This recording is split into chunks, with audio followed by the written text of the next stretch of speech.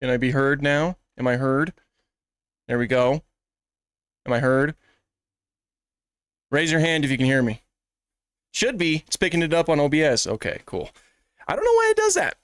Like the audio will be just fine before before I get started. You know, when I'm testing everything and troubleshooting, it always works just fine. But then the minute I go live, suddenly it stops working. It's kind of annoying, really. Hopefully it's not too loud. Lakota, how's it going, dude? Good to see you. All right. Let me just balance some of this audio a little bit because it looks like it's peaking a little bit too high. Mike is old as Herrerasaurus. I wish that I could use that excuse, but this is actually a new mic. So it's not even, I don't know, maybe it's just the Focusrite, or maybe it's OBS itself, or maybe it's even YouTube Studio. Who knows what the problem is? It could be any number of things, which is annoying. It's annoying. What's my favorite dino? Oh, well, funny you should ask. Spinosaurus. Pull up the audio a bit more. I mean, should be just about good. The gain's already pretty high, so it should be fine. I can't wait for Surviving Earth episode 7. Oh yeah, I know, dude. Spinosaurus is goated, yeah. What's my favorite dinosaur? I don't know, Sir Argentinosaurus. I don't know what your favorite dinosaur is. Do I plan on playing Dino Blade? Maybe. I don't know yet. It looks like it's really cool, but I never really get into those kinds of games. Noah, the Hullong Good Dreadnoughtus is tiny. Is it? It looks pretty big.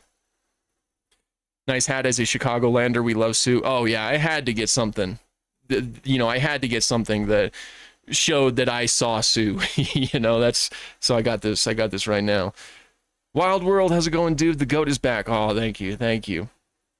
Editing the Baldur's Gate 3 vid right now. Can't stop laughing at some at some parts. Yeah, that was kind of wild. That was a pretty wild playthrough overall.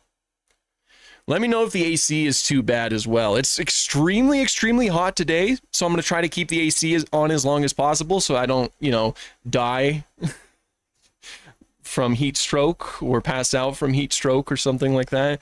But let me know if it's too much. It was your birthday yesterday? Well, happy late birthday, Sir Argentinosaurus. What dino am I building? Yep, I am building the Tyrant King, of course.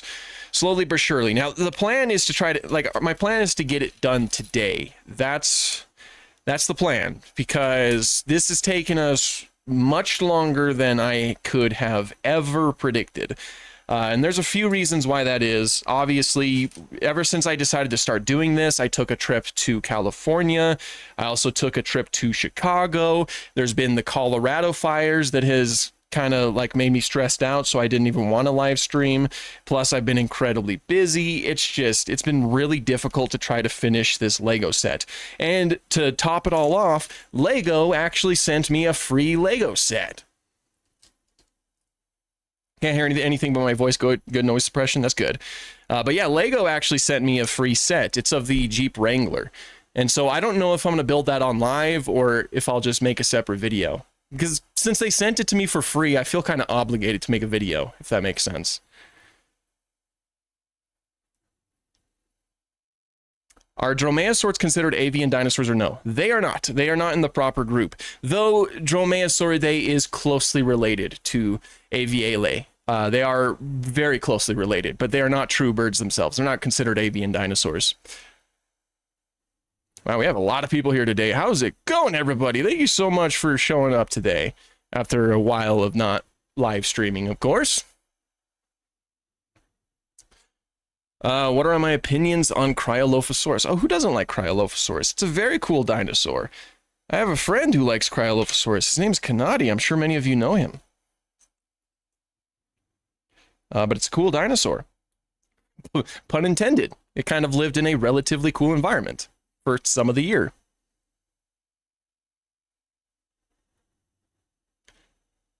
You're getting a custom head sculpt for the Cybozoic allo to make it into a baryonyx. Oh, that's interesting. That'll be really cool.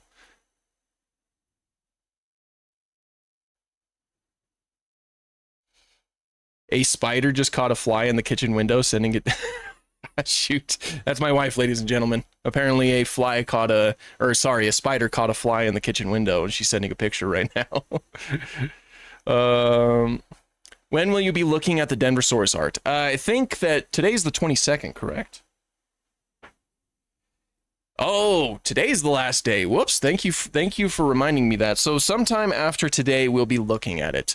I was kind of skimming through all the submissions, and everybody submitted some incredible pieces of Dinosaurs. It's going to be very difficult to only choose 10 of them. But yeah, thank you so much to everybody who participated in that. There is a severe lack of Dinosaurs art out there, so I figured we can try to change that. But yeah, we'll be looking at it very soon, I think. That's the goal. Somebody sent a gift. What was the gift that was sent?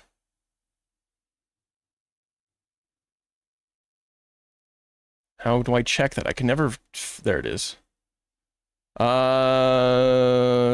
Spectre, thank you so much for sending the gold jewels. I appreciate you.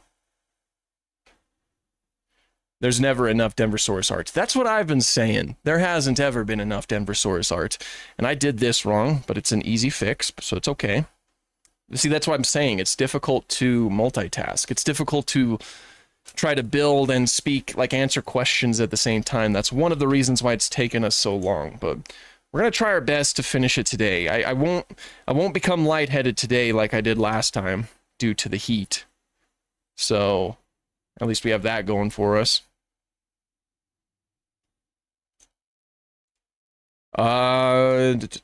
Is Kenobi using a sledgehammer on an Allosaurus lore accurate? Heck yeah. Heck yeah, it's lore accurate. Why wouldn't it be lore accurate? Don't you know that Kenobi has the high ground?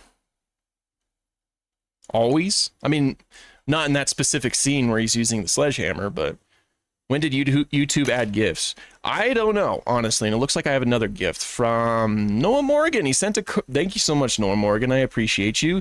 Sent a corgi. And I don't know how long gifts have been a thing, but I've gotten them for the last few live streams. So at the very least a month or so. Kelly Bex, thank you so much for the gift as well. Thank you guys. You guys are awesome. Do I like Carnotaurus? Oh, absolutely. Who doesn't like Carnotaurus? It might be my favorite Abelosaurid. It's certainly a really interesting one. Okay. We're gonna get through this. Do I stream on TikTok? I used to, not so much anymore. TikTok's a little bit frustrating with its live streaming. Spino's biggest something. Thank you so much for the corgi. It even has a little animation. I didn't know that. That's all new too. Yeah, thank you guys. Kenobi lasted all but 2 seconds in Oak Street. Dude, I hope he doesn't die. The latest trailer, I kind of think he's not going to die because the latest trailer implies that he's going to die, which automatically makes me think that they're trying to trick us. So maybe he'll live. I don't want him to die. Unless his character sucks, then I'm fine with it. But I doubt he's going to suck. I'm sure he's going to be like a father, you know? And what are the dogs barking at? Barking at something. Ooh. Do I like elk? I love elk. My favorite type of deer. They are so majestic and just really cool animals.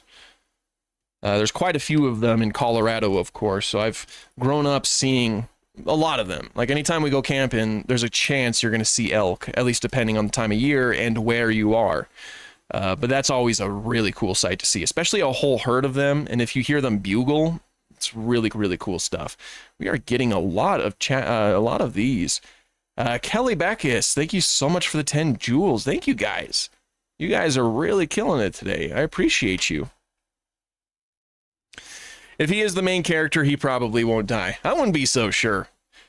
This is not a Jurassic World film, all right, where all the main characters live. This is a different film entirely, so we don't even know the rules. For all we know, he could get swallowed by a woolly sauropod. We don't know what's going to happen here. Have you ever saw the short film called Jurassic World? It's made by Digital Duck, who made... Yes, I did see it, and it was quite funny. Why are you not... Focus. Focus camera. You guys get to see my hand. I'm telling you to stop. I'm doing the Owen Grady thing. I just needed it to... Oh, come on. It's because I'm too far away and there's too many things in the foreground. It's difficult trying to get a proper setup for my current location. What do I think of Ichthyotitan? Well, I think that it's one of the larger ichthyosaurs, one that can rival, obviously, whales in size. It's kind of crazy how large ichthyosaurs got in Earth's history. They were certainly the whales of their time. Whoops, I'm dropping stuff. Will I get Planet Zoo 2 when it releases? Probably. Mipe, thank you so much for the gift. It looks like a W key. Appreciate you. Sent W for 10 jewels. I appreciate you. Your flying Mutodon's wing broke off. That's no good. Will I make more Mesozoic Media Park episodes? I hope so. I just haven't had the time to play the game, unfortunately. I've never been a good Jurassic World Evolution builder to start off. And so it's difficult to dedicate some time to do something that I'm not really even good at in the first place. And especially with how time consuming it is to try to make something that is good. I hope to get back to it because I very much would like to finish that park and put it up onto the Evolution Workshop. But I don't know when we'll be able to do that.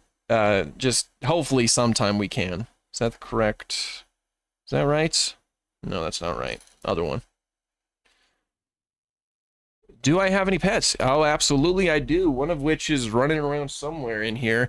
I have a cat named Ahsoka. I have 2 dogs, a blue heeler German Shepherd mix, and a Chihuahua.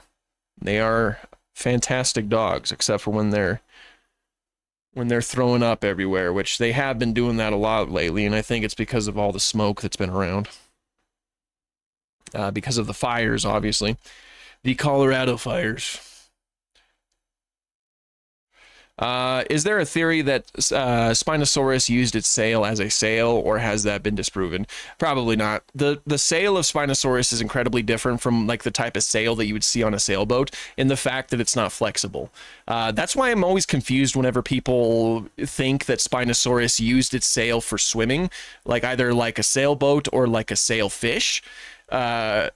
Because it's rigid. The sail was completely rigid. It was made completely out of bone that was not flexible.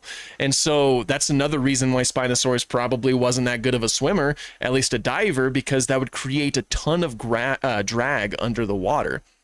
Spinosaurus's sail was most likely primarily used for display purposes. It was essentially a giant billboard. The same can be said for their tail and, of course, their crest. In fact, I've been talking to some experts about this, including like Paul Sereno. And yeah, it's always just like leaning towards the idea that Spinosaurus was not that great of a swimmer. Have I played the Isle? Yes, I have played the Isle before. And I might play it more in the future. It depends. Can I make an accurate dinosaur park in JWE3? I can. I'm sure I can in some point in the future. I just need to figure out how to fit JWE3 into my schedule. Do you think theropods in End of Oak Street are just really bad raptor design? It could be. It very well could be. The designs have been all over the place for this movie. I still think that they're probably coelophysis. I'm still calling them coelophysis because they looked most like coelophyses. That's probably not the case. I'm not saying that I'm right. Like, I completely accept the fact that I'm probably wrong in that, but they look the most like coelophysis. If they were Utah Raptors, they're not a good Utah Raptor design. If they are Austroraptors, they're not good Austroraptor designs. If they're coelophysis, then they're decent coelophysis. Lilian sternus is also a good guess. Like, they're decent Lilian sternus. They're also decent Gojira Gogiotosaurus, which I don't think Gogiotosaurus is valid anymore, but they would even be decent as that. And there's a few other options that they would be decent as. If they are a Troodontid, if they are a Dromaeosaurid, if they're a Unilagid, they're not that good as those creatures. Maybe a little bit, like maybe they're decent as Troodontids, but not the greatest in the world. What are you doing, cat? Are you going to throw up on the desk again? Oh yeah, Ahsoka, ladies and gentlemen, she's now completely on the screen. Isn't she a pretty cat? She is. She's a majestic cat, really. Okay. At the very least, I need to get I can't speak. I need to get through a few bags here. A Catosaurus, absolutely. Catosaurus Regina. Thoughts on Megaraptora? Oh, what a cool group of dinosaurs that is also incredibly mysterious, and I very much hope that we can learn more about them in the future, because we don't even know where they stick, like where they sit on a cladistics point of view. Like they might be a little bit more closely related to Tyrannosaurs or something else. It's hard to say, but they're cool. They are cool. Has Ahsoka ever scratched you? I have a feeling she is a sweetheart. Oh, she is a sweetheart.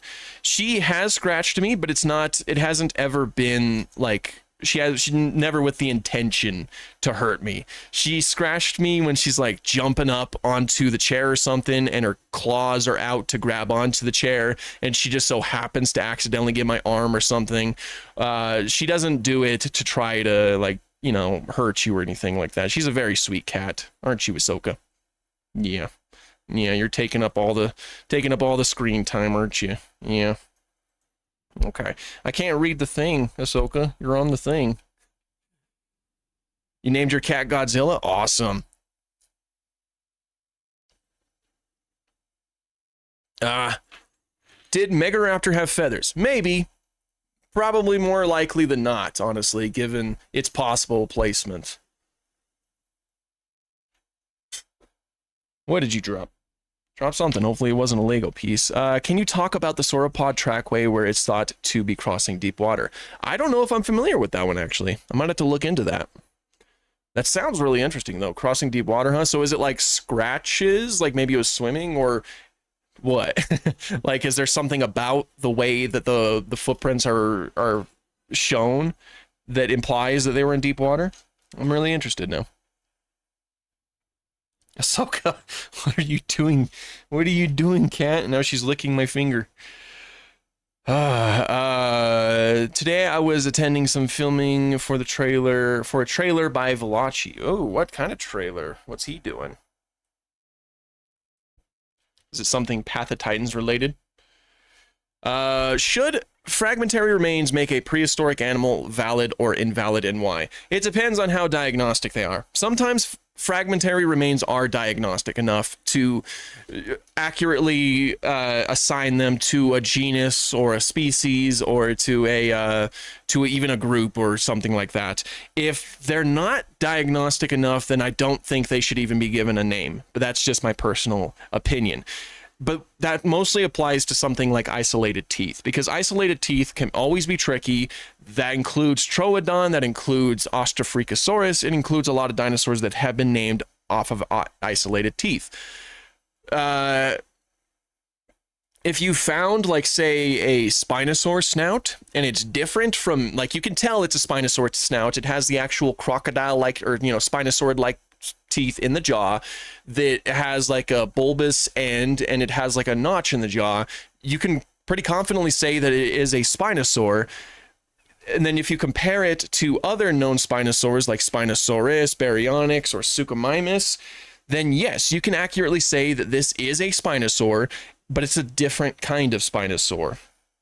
That's a little bit more acceptable, but like naming it off of teeth alone can cause problems, like how it's been shown with some other dinosaurs that have been found over the years. But yeah, again, it just depends on how diagnostic it is. You can diagnose a full species based off of very limited remains. That is certainly not impossible. It's been done before to great accuracy.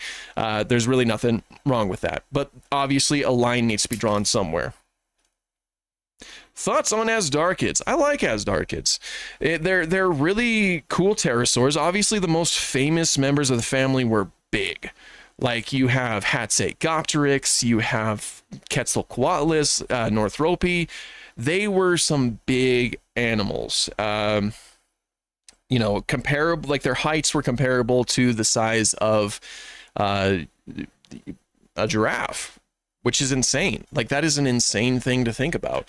Obviously, they weren't the only representatives of the family. There was other Asdarchids, some of which were actually pretty small too, and that's always really fun too. I can't remember. Gobi Asdarco is, I think, one of them that is relatively small. There's also Inferno Draken. There's a few. They're really cool. Have I been to the Burpee Museum in Rockford, Illinois? I have not. I need to, though. Thoughts on Paleorex? I used to really like his stuff. I don't agree with the use of AI generated animation.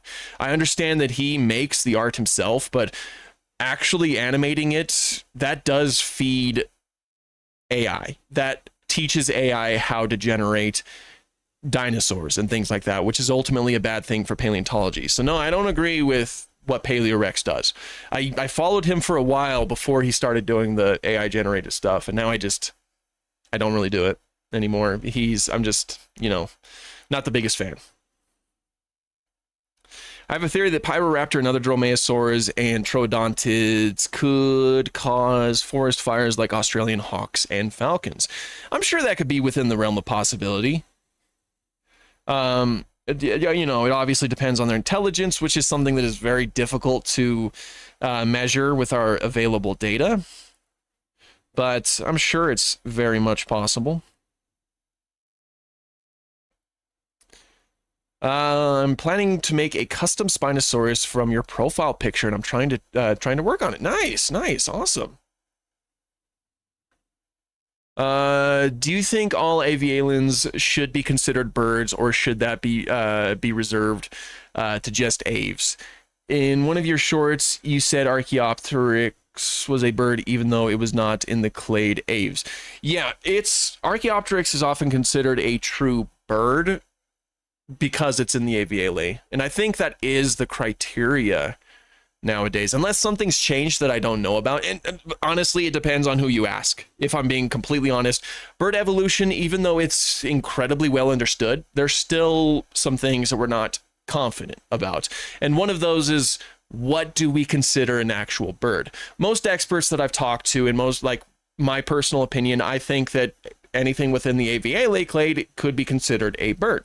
But there are some experts who think that it should just be boiled down to the aves group instead. It depends on who you ask, but just know that we don't really have a clear-cut answer on that.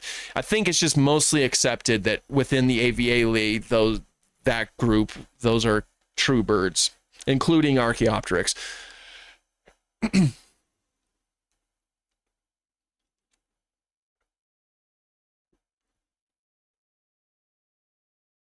Can I talk about the Dakota Raptor situation? I don't know. I don't know about Dakota. Like, Dakota Raptor situation is messy, and a lot of people have been affected by it negatively.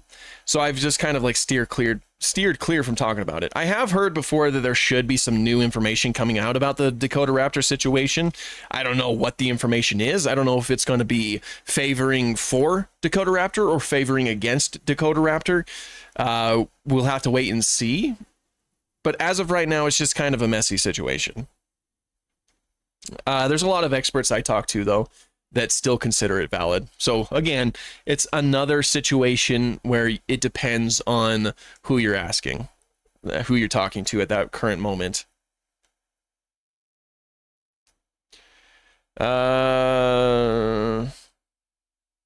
Opinion on Inostransavia having lips covering its teeth.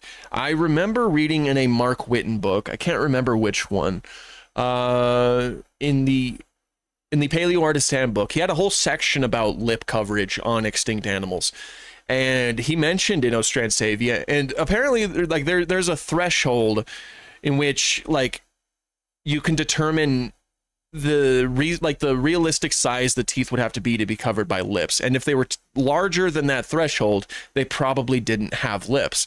I think Inostransavia was noted to be well within that threshold, so it probably had lips, but I think that also boils down to artist interpretation. I mean, I know that they had their teeth exposed in Surviving Earth, and that's fine. They were still saber-toothed animals, and we know that saber-toothed cats don't have, like, they likely didn't have lips covering their fangs. Inostransavia might have been the same way. It just all depends on who you ask, artist interpretation, all that fun stuff that is really kind of common in paleontology as a whole. Okay. Almost done with bag number 20, which means we have a few more bags left after this.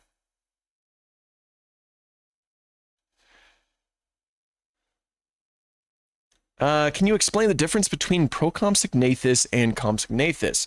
Because my friends who do not know dinosaurs think they're the same when they're from different.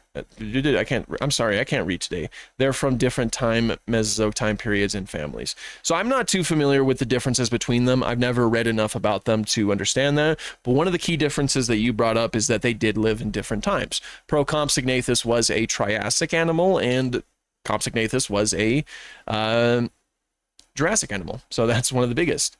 Pokesaurus, long time no see, dude. How's it going? So guys, should we be concerned about End of Oak Street? The director isn't exactly known for creating good movies, but who knows? It could be good. I just don't want a repeat of 65. I'm optimistic about it. I'm gonna watch it. There's some things I'm not too excited about, but I'm gonna try it. Want to know what's happened to me over that time? Absolutely, dude. What's happened to you? How you been?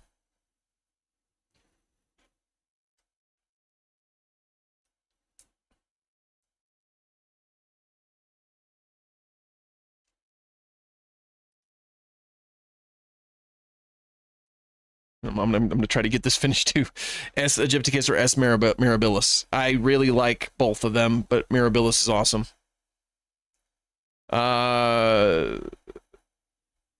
We just saw with the trailer, Oak Street is nowhere near 65. The designs are an overall huge improvement on 65. That is for true. Have you ever checked out Wonder Artistic Models? I bought the Dinosaurs skeleton recently, and the quality is stunning. I've heard of them, and I think I've seen some images of their stuff, and it looks really good. I wouldn't mind getting 1 or 2 or 16. Thoughts on Michael Crichton's Dragon Teeth? I haven't read that one. I know it exists, but I still haven't read it. I probably should at some point. Whoops, I'm dropping things too. Which is not something we want to do.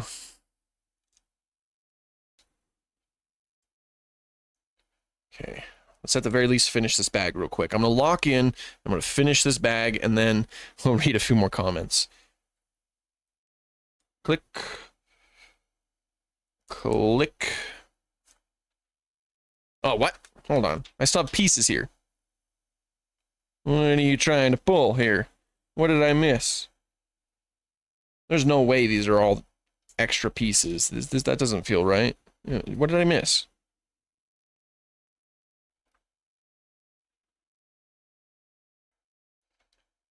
I got bit in my ear by a dog. Oh, shoot. By a dog, not a stray, just a moron who thought leashes were optional. 2 damn weeks to get proof of the dog's rabies. Jeez, that's never fun. Yeah, I was actually bit by a dog like a few months ago too, and like having to wait to get confirmation that the dogs have rabies shots is incredibly stressful. Dang, dude, I'm sorry. I hope you're doing all right. That's never fun. That is never fun.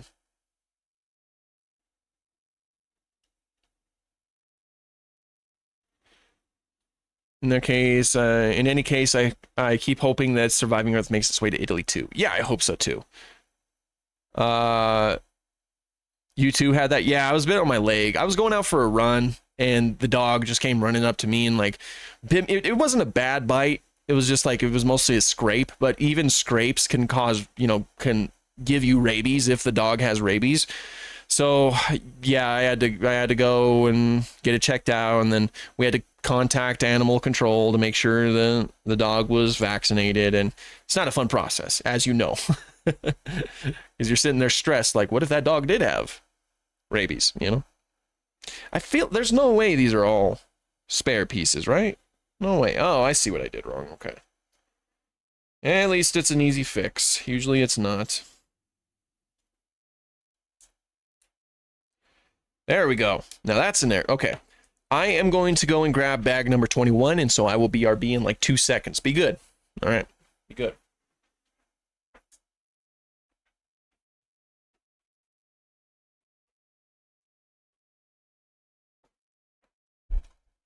Were you good?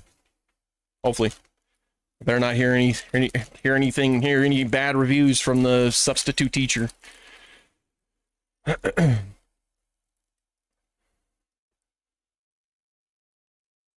There we go. Another small bag. So we're really close to the end. I'm going to finish this today. Mark my words. I'm going to finish this today. Yeah, that's what I'm going to do.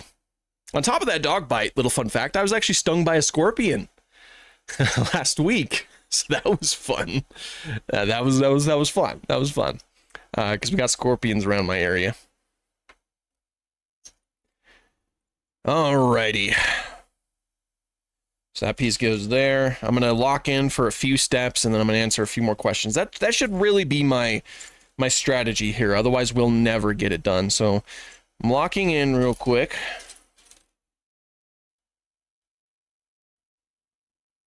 Do do do. Do do do do do do do do do do. I fell into a burning ring of fire. I went down, down, down, and the flames went higher. And it burns, burns, burns. The ring of fire. The ring of fire. The taste of love is sweet when hearts like ours meet. I fell for you like a child. Oh, but the fire went wild. I fell. Where's the space? I fell into a burning ring of fire. Where is it?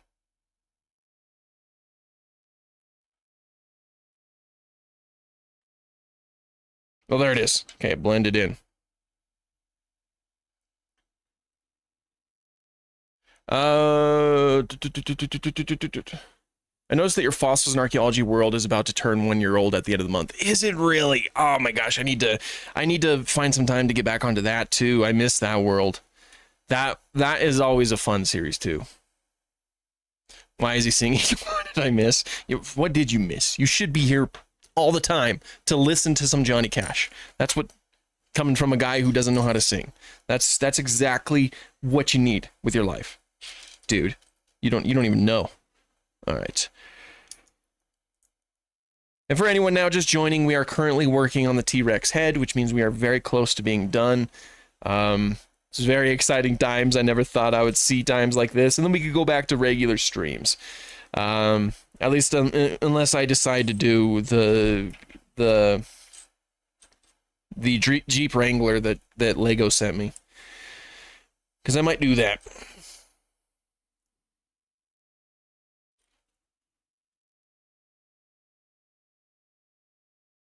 These are the weirdest Lego pieces I've ever seen. I'm not gonna lie.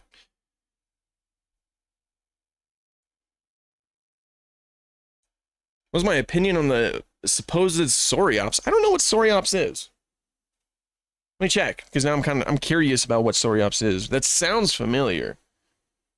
I'm probably gonna be like, oh yeah. I can't even find Sauriops? Is that it? Major group, where? A controversial genus of Carcharodontosaur theropod, in the late Cretaceous Cenomanian stage of Morocco. I have never heard of that before. That is new, so I don't have much of an opinion on it, but apparently it's controversial. It's from what I read, it's a pretty controversial genus. And I just read briefly, but, you know. I fell into a burning ring of fire. And down, down, down, and the flames went higher.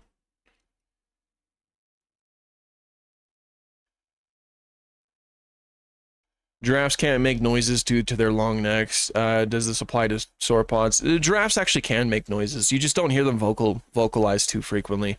There's some sound bites you can find. They make like grumbles, grunts, and stuff like that. But yeah, giraffes very much do make noises. Sauropods probably made noises too. I wouldn't be surprised if most dinosaurs did, obviously. What part of the head is this? It's gotta be the upper jaw, right? Like maxilla, premaxilla, nasal, all that fun stuff. Okay, once again, I'm gonna lock in real quick, and I'm gonna get as many steps done as I can. We are finishing this today, especially for those of you who are new to the stream, and you're not aware of what today's goal is. We're finishing this. We're finishing this T-Rex. I'm tired of building this T-Rex. I'm tired of it. It never takes me this long to finish a Lego set. Never. This is mahogany. What kind of piece is that? That is a new piece that I've never seen before in my life. Okay, just a couple more steps, and then I'll read a few more of your comments. Do this. Do that.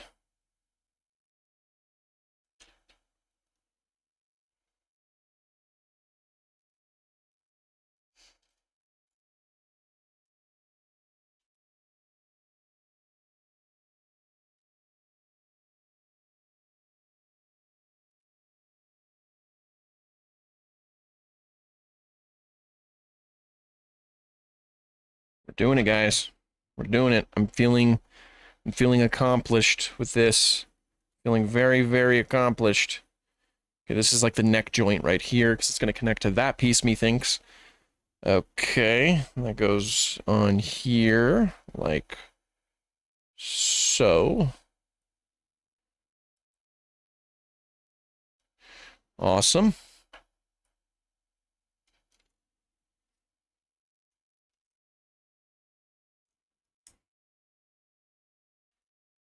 Okay, just a few more pieces. I'm on a roll right here.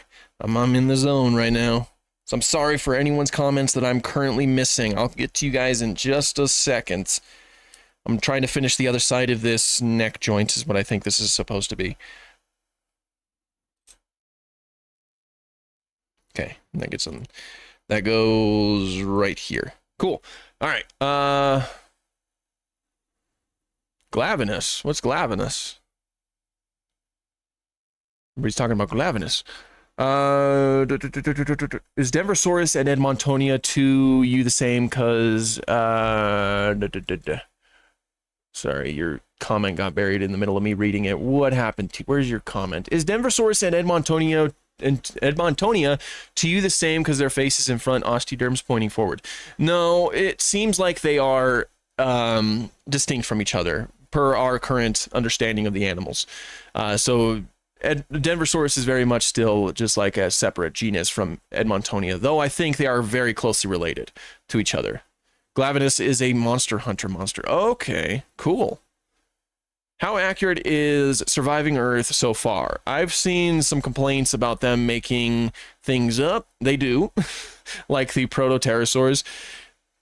That's not made up per se. It's more so like something like that likely existed in history. We just haven't found it. There was probably no point in them putting it in there because it didn't really serve much in the overall story, but it's speculative, I guess you can call it. An extinction event that wiped out Archaeops before it evolved.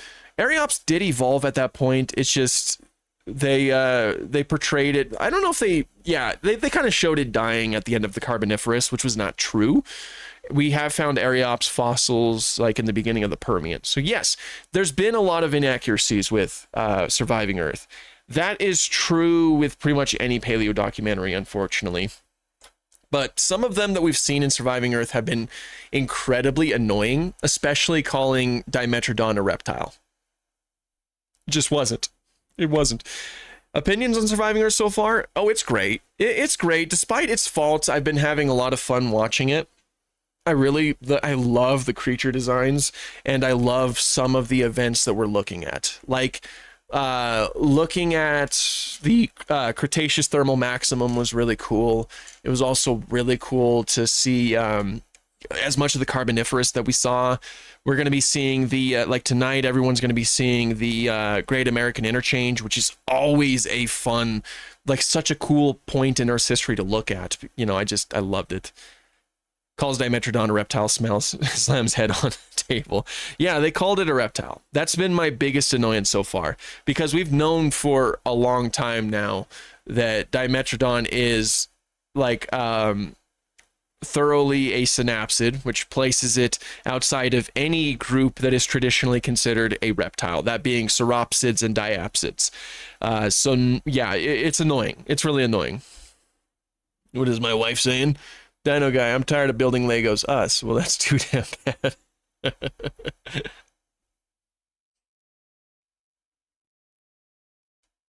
The last episode was so colorful. Oh yeah, it looked gorgeous. It looked gorgeous. Again, everything looks really good.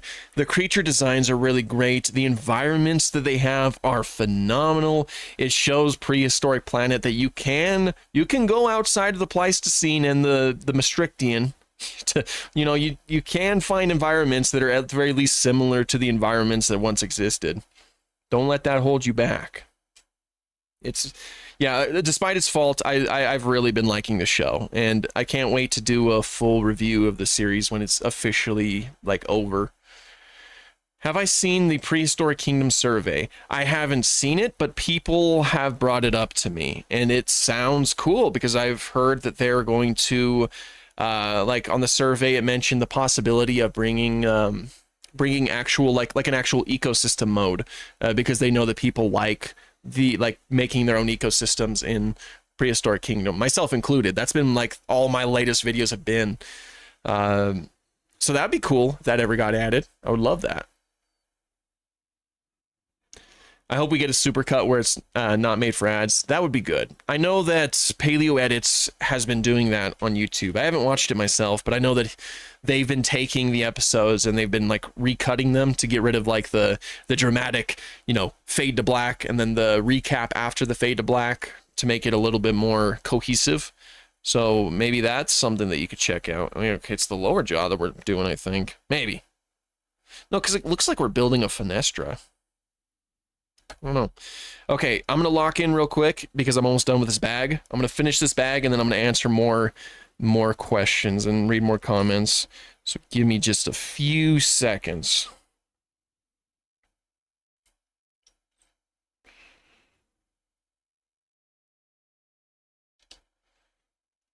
Oh, I see. I did that wrong.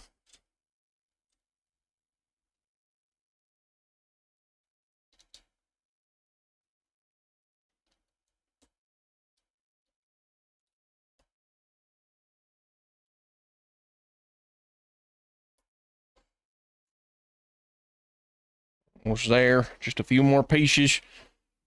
I think I forgot to put this in here. Ruh-roh. When did I forget to do that? Oh no, bro. I messed up. Oh no. Gosh, dang it. Okay, well, I can fix it. I can fix it. That's what happens when you try to talk and do the whole thing at once.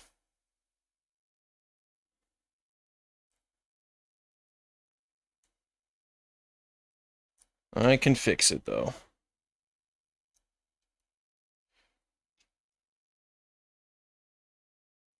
There we go. It's been fixed. Now to go back and fix it, put it all back together again.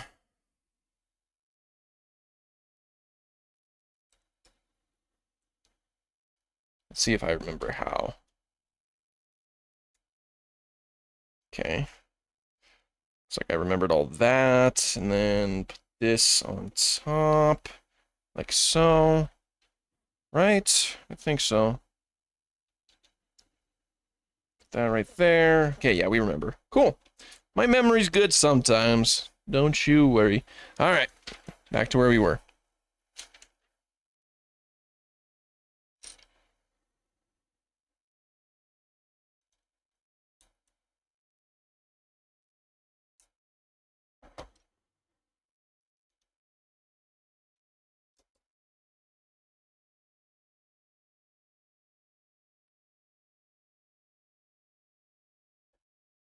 Okay, cool. That was bag 21. We've already done 2 bags, guys. We're doing it. We're doing it. Okay.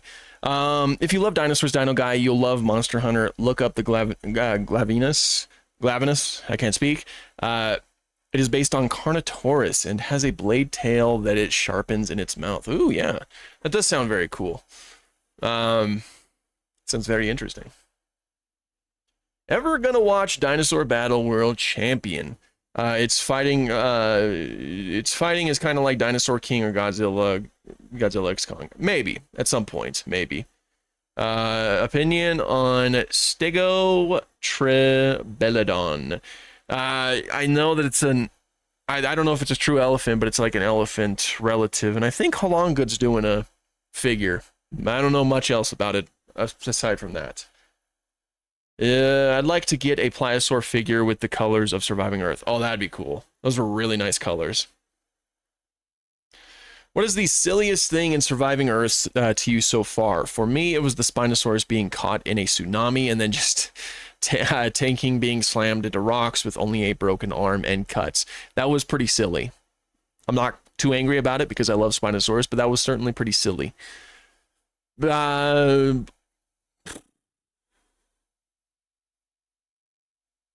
I don't know what I'd consider the silliest. Like, I assume like what you're referring to is like the most ridiculous thing to happen so far.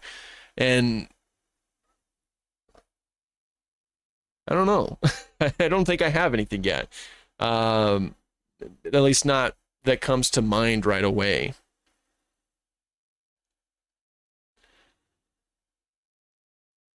Dino Guy, have you ever heard of Arkansaurus Friedii?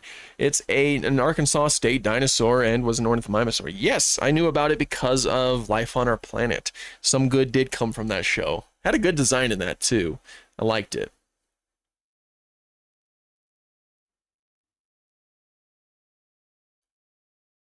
Is the dinosaur tail in End of Oak Street in Kylosaurus or Stegosaurus? I think it's in Kylosaurus. And thank you so much for the donation. Do you think Dominion would have been a better movie if it went the post-apocalypse route to show the consequences of Fallen Kingdom's ending? I don't think they really had to go that far. I don't know if it had to necessarily be a post-apocalypse. What I wish they did was just show the effect the dinosaurs have on certain ecosystems, and how it like the effect it has on the world as a whole, on humanity as a whole. I think that we could have gone to different locations entirely, and I think we could have followed, like, I think there was a lot of stories that we could have followed. You could have had, like, isolated stories of people going camping. I mean, we already got that in Battle at Big Rock, but people going to the beach, and they have to deal with dinosaur things, and, you know, the world's not the same. I wish that we could have seen, like, how this disrupted certain ecosystems, like maybe the T-Rex or other theropods hunted some of the keystone species of certain environments to extinction, which then caused the whole ecosystem to collapse. I wanted to see more problems introduced. I don't think it really had to be post-apocalyptic. I just wish that they did a little bit more. Something to keep in mind about Oak Street: is the Spinosaurus really in the Jurassic, or are the Jurassic animals in the Spinosaurus' time? Yeah, all the questions that we don't have thus far, or all the answers that we don't have thus far. I don't know if they put that much thought into it, though, unfortunately.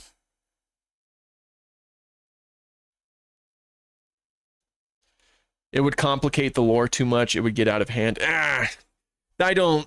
That's exactly the consequences that were set up in Jurassic Park, the first Jurassic Park, with Ian Malcolm saying that, in Alan Grant and everybody saying that this is not something you need to introduce. That, what we could have seen after Dominion were the consequences of that, you know. And they really should have done that. They should have just went all in and then showed the consequences of what happens when this genetic technology gets into the wrong hands and it gets out there in the rest of the world. And I know that they don't want to do that, because then you can't, you know, eventually you'll have to have some finality in the franchise, but they should have just gone with it. It's kind of ridiculous that they decided to backtrack and say, oh, all the dinosaurs are dead again. Now they're on an island again. It's lame. It's really lame. I'm tired of seeing islands. We were running out of excuses to go to islands. That's the whole reason why they did what they did in Fallen Kingdom. Because they acknowledged the fact that it was getting kind of ridiculous that they had to come up with these contrived reasons to get people back onto the islands. Now you brought the dinosaurs off the islands and you put them into the rest of the world. You eliminate that problem. Plus, you get to have unique stories. You can have a story in Japan. You can have a story in Canada. You can have a story in Mexico. You can have a story wherever the hell you want, because that genetic technology is everywhere. And you can have dinosaurs doing crazy things all over the world. And you can have just these little self-contained movies with new characters entirely to highlight the problems that have been introduced. But they didn't do that because they're cowards or something like that. I don't want to speak for them. Hey Dino Guy, what is the Allosaurus from what if the Allosaurus from End of Oak Street is Eutyrannus, because those were feathered? I don't think so. If it is Eutyrannus, then it's not feathered enough, oddly enough, and it's the wrong type of feathers. Plus, it is pretty much just the Jurassic World Dominion Allosaurus. So I think I'm 99% sure it's an Allosaurus. That would have been cool, but unfortunately, I don't think that's the route they're going to take. Okay, so real quick, I'm going to go and grab bag number 22. Then I'll be right back in like 2 seconds. So, be there.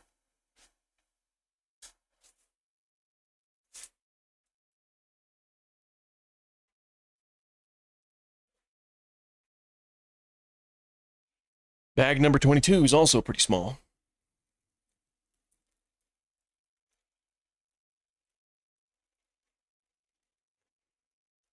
I also can't open the bag. Did you notice the donation I looked at? Yeah, I answered a donation. Yeah, I answered it. That's why I was on a whole Dominion rant, because it was answering this donation.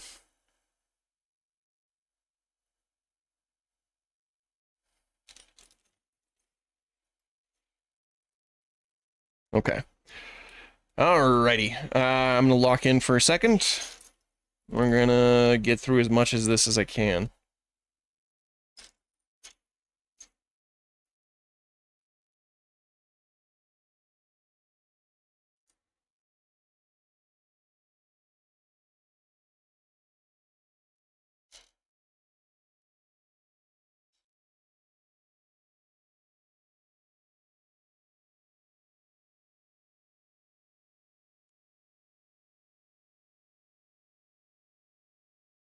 Oh, I did that wrong. I'm supposed to flip it on its side. I didn't even catch that.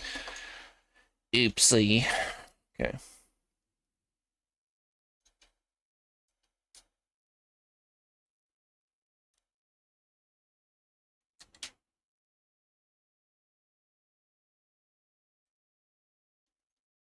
Hello, Ahsoka. Welcome back. Don't knock anything off, please. Yeah, good to see you. I know. Ahsoka's back, everybody. She makes her way onto the table. All majestic and everything.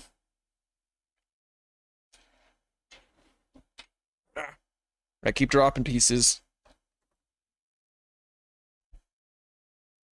Ahsoka, I can't see when you sit there. Wild World, thank you so much for the donation, dude. I really appreciated the Field Museum video. I hope to see it one day, but until then, it serves as a great virtual tour. Well, I'm glad you liked it, man. It was really fun. It was a fantastic museum overall. Easily one of my favorite museums that I've ever been to. So many exhibits. It was absolutely massive. Like we went 2 days and we still didn't see everything there. It was great. You know, hopefully one day you'll get the chance to see it, dude, because I really do recommend it. for anyone who's interested. Okay, I'm gonna have to put you down. I'm sorry. On the ground, of course. Ugh. I know. Okay, I'm gonna lock in again real quick. We're gonna...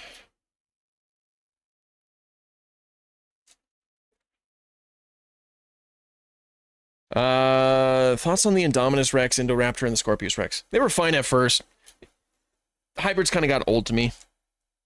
By the time we got to the Scorpius Rex, even though I liked the Scorpius Rex, I was just kind of like, okay, that's enough hybrids. I think we're done. But then they kept doing them with the Mutadon. They're fine. You know, they're fine. They're not egregious or anything, but I don't know. I've grown tired of hybrids.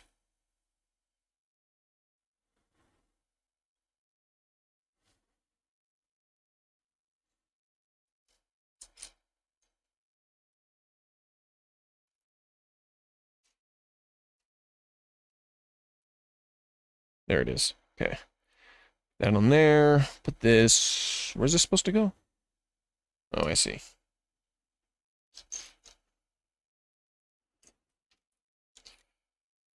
Oh, anyone see the Doomsday trailer?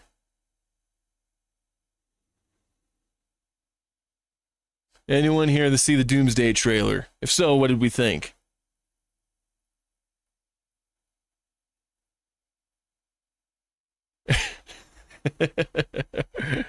Am I still doing the Mesozoic Media Park? Yeah, I hope so. I hope to at some point in the future. I do miss it. Not yet. I'm seeing a lot of it. Some pretty insane. I'm excited. I'm excited. We haven't gotten like a proper Avengers movie in forever. So I can't wait to see that one.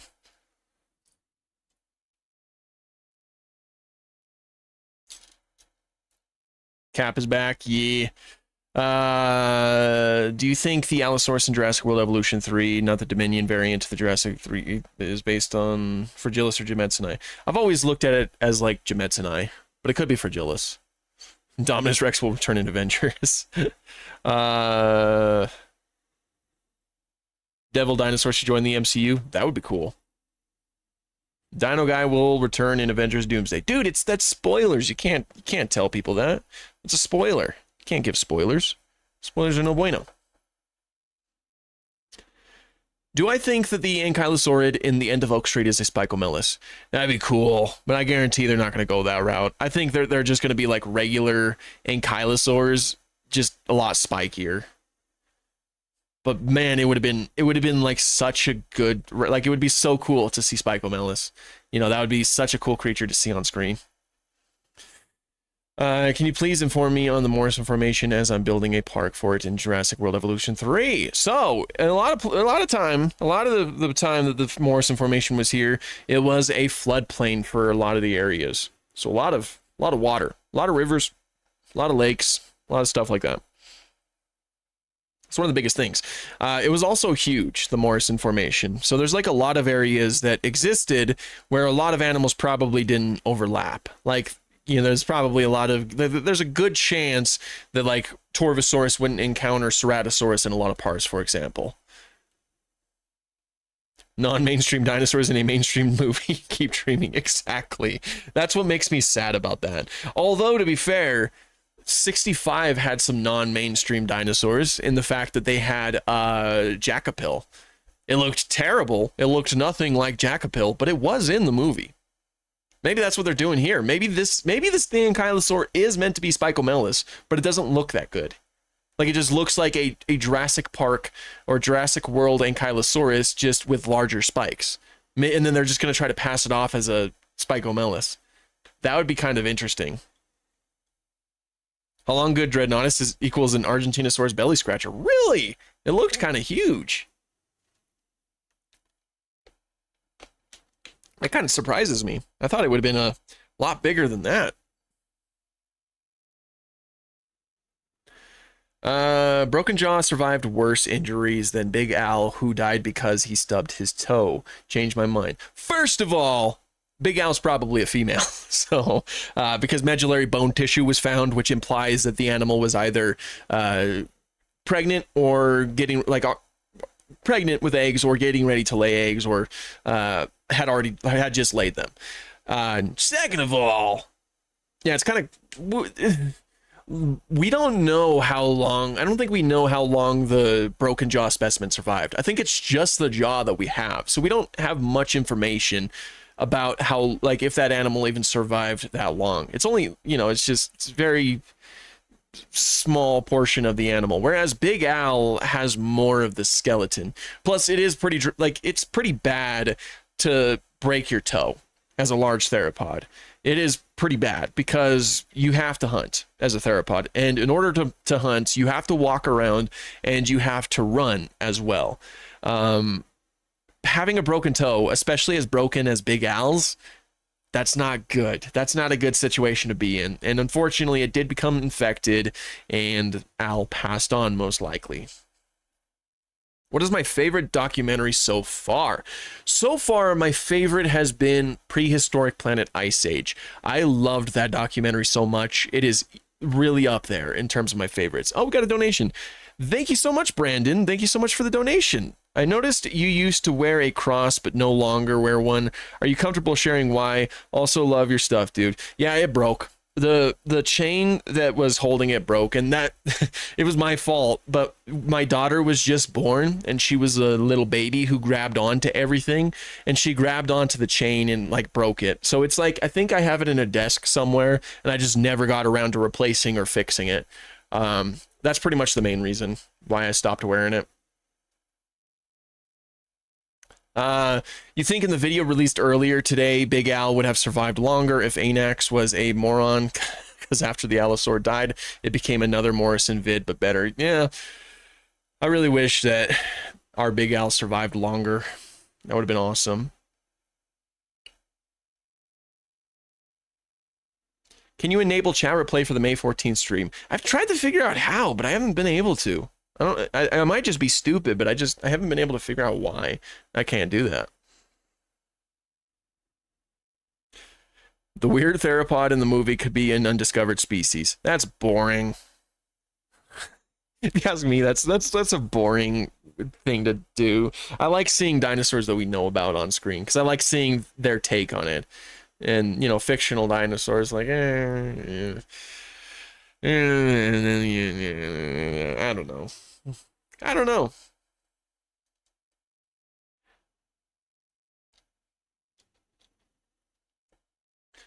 Was there any British sauropods?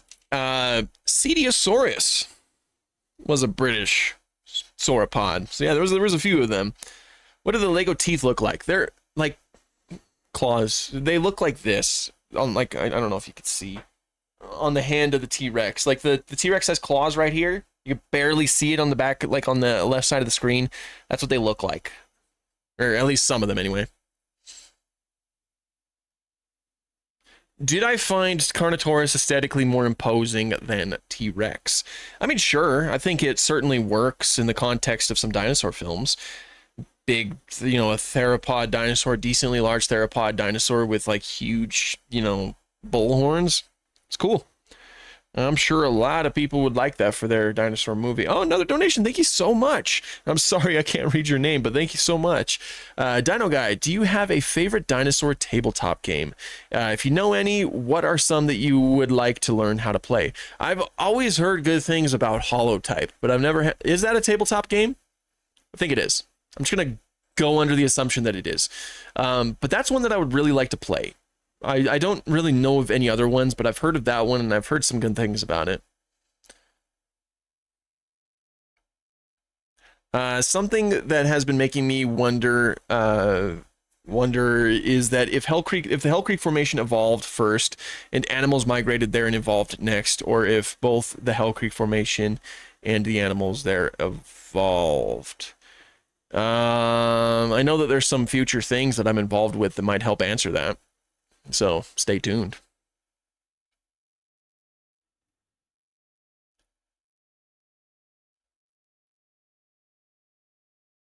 Do I have any Eofauna models? I have one on the way. I bought a Paraceratherium from Eofauna. That'll be my first Eofauna model.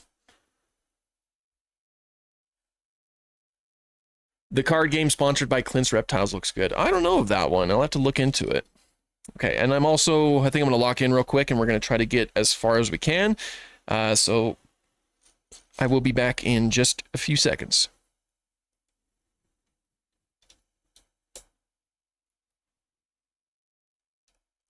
Ugh, if I can even do things properly. Wait, is this even the right one? Oh, I see what what? Goes there. Okay. And this one goes here.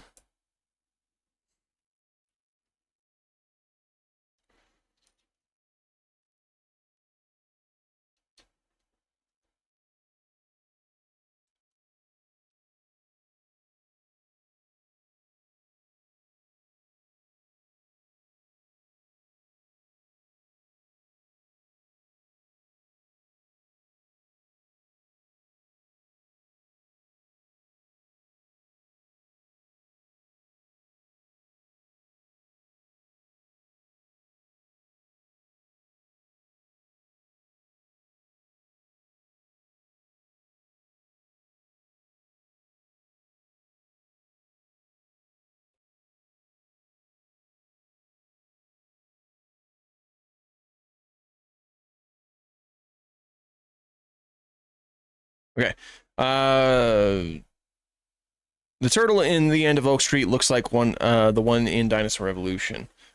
I'm spacing on what the turtle in Dinosaur Revolution looked like, so I don't know if I can offer, if I can add on to that. Do this.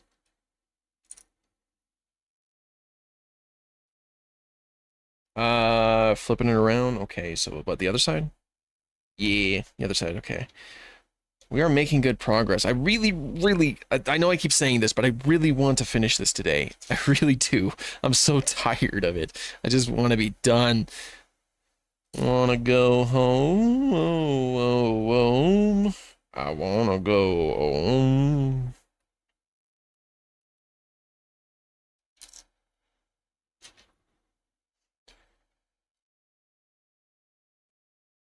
Okay.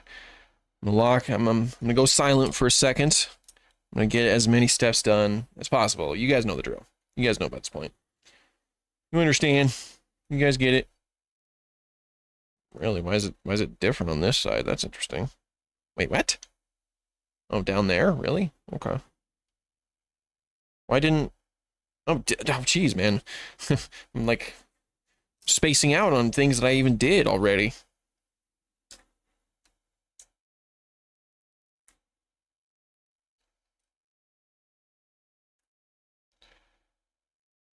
No, that's not right. I gotta fix that real quick.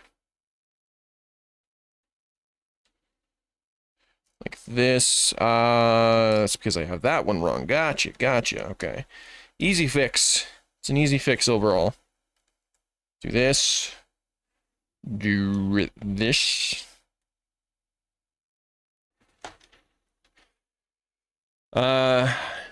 I made some instructions for the Namek formation and commented if you can try to do one, but as well as Monosaurus because Barsboldi and Ankylo pretend as Tarchia because yeah, that was always my thoughts. Like if I ever did like the Namek formation or any other formation that isn't as nicely represented in Prehistoric Kingdom, I would simply just use stand-ins. Like that's really the only thing that you could do. It's like just put a creature in there and just say, hey, this is Barsboldia. It's not Edmontosaurus. Are you crazy? Okay, I'm skipping a bunch of steps. I need to stop doing that. Do that. Do this. And then we gotta build that. I'm almost okay. I'm gonna go silent until I'm done with this bag real quick. We're almost there. It was another small bag, so it's not really too bad.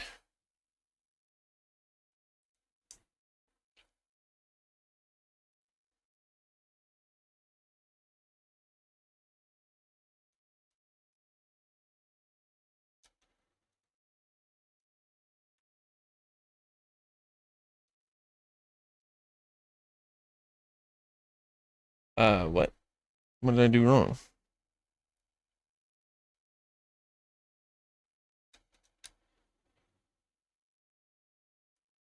There we go.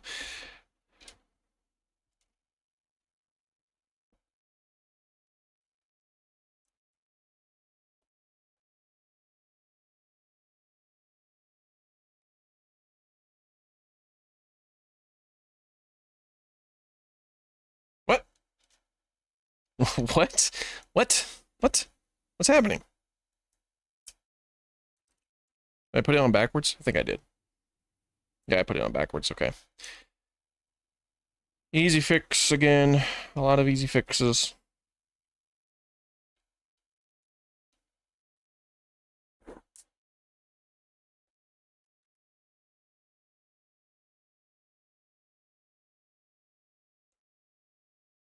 I'm almost done. I'm almost done with this bag. We're almost there. And we could finally say that we built the Lego Jurassic Park T-Rex. What a day that will be. Where's that piece? How the fudge am I missing a piece? What? Oh, there it is. I was about to cry. I thought I was going to throw up, really. Horror game idea. Survive in the lab where they actually make synonyms and dubious dinosaur species. That would be cool. That would be really cool. Just like get chased by a trachodon or something. That'd be fun. That'd be really fun. I like that idea.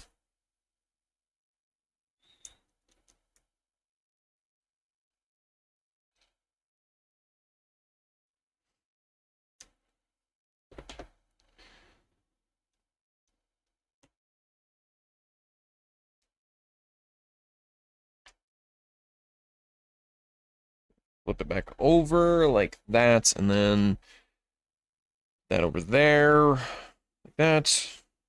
This over here. Then this on here. And this on here. Okay, cool. So yeah, we got like, I think that this is just like the top, you know, the head. Like I think we have the brain case back here, for example. This is the brain case, and I think that like over here we have like the maxilla and the premaxilla, and then I think that a lot of these shapes over here are going to be like the fenestra, the orbit, the yeah, all that fun stuff. The nares. That's my guess. I could be wrong, but that's what it's looking like right now. I mean, it widens out towards the back how you'd expect it, like exactly how you'd expect it to with a T-Rex. So yeah. Are there any new studies on Nemectitan? Not that I know of, no. One of my top 3 favorite dinosaurs, Spinosaurus, Pachyrhinosaurus, and Denversaurus. Right now, anyway. What do I think about gore in dinosaur media? I'm sure it works in certain contexts. I don't think it's always necessary, but, you know.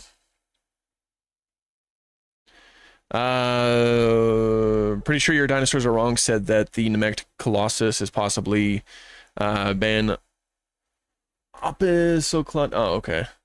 What are the obscure inaccuracies in Jurassic Park? Like the Ankylosaurs have too many spikes.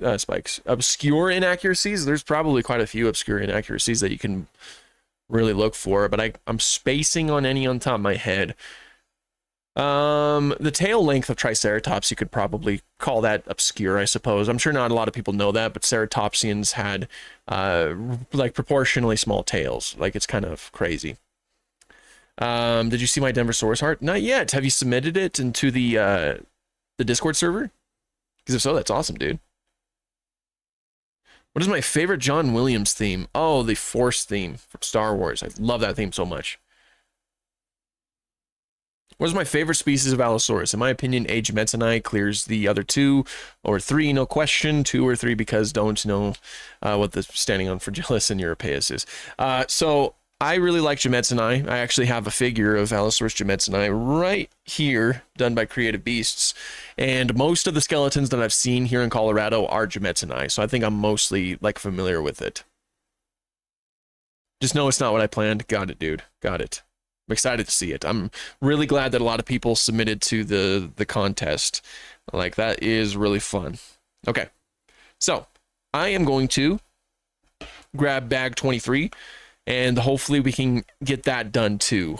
We're so close. We're so close to being finished with everything.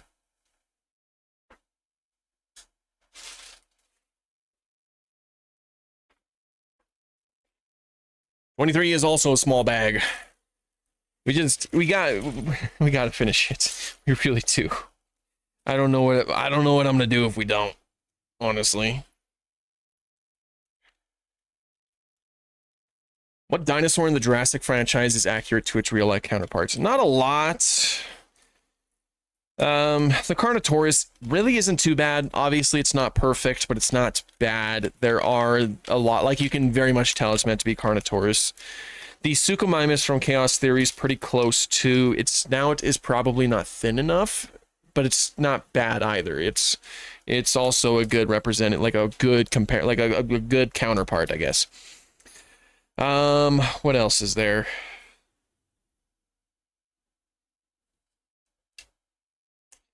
Let's see. Manjungasaurus isn't bad either. It's oversized as hell, but it's not bad either. There's a few good ones. None of them are perfect analogs for the real life counterparts, but some of them get closer than others, that's for sure. My friend got bit by a giant tarantula in Texas because it was chilling in the shirt that he had on his bed, and then he put it on and that's unfortunate. I hate when those things are in your bed. Like, I mean, I've never had a tarantula in my bed. Not yet, anyway, and knock on wood, I guess. But like scorpions and other spiders, I hate when those get in your bed. Have I heard of Gorgiosaurus? Of course I have. I just don't know if it's valid right now. I haven't read about it in a while. Have I ever heard of Nimbodon? If not, it's basically a relative of Diprotodon, but arboreal for some reason. I think I've heard of it. I just didn't know much about it. I didn't know it was arboreal, that's for sure. Sure are a lot of animal bites lately. Yeah, it feels like that kind of summer. Very odd. What dino would I own as a pet? Maybe Psittacosaurus. I completely accept the fact that it would bite my fingers off, I'm sure. That beak, that rostral, probably do some damage. Okay. I'm gonna go silent for a second while we try to get through as much of this as we can.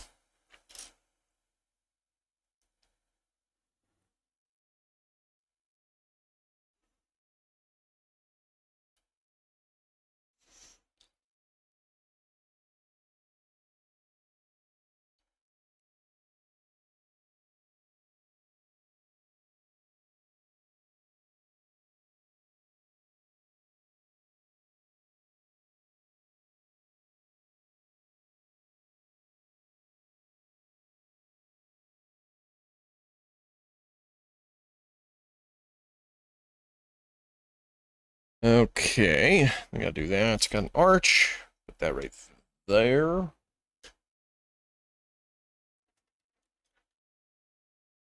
Got a big piece over here. Well, a big section, I guess.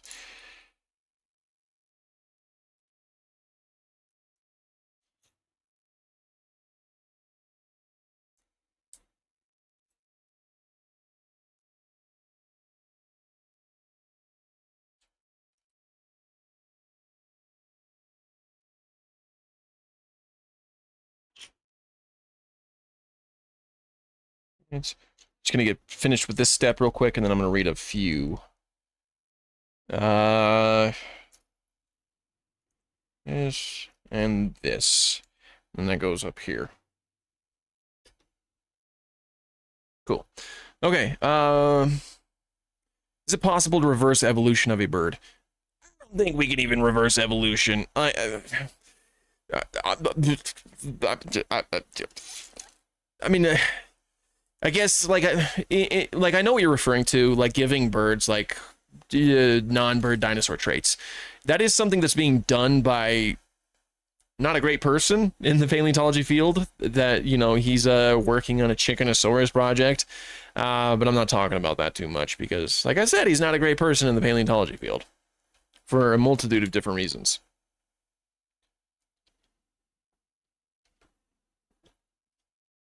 How lucky do you think a Carnotaurus is Carnotaurus?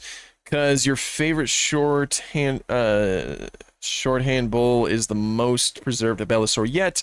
We only have one fossil of it being an adult. Yes, that was really lucky all in all that we have as much of Carnotaurus as we do. We just don't have its legs really, which is kind of unfortunate.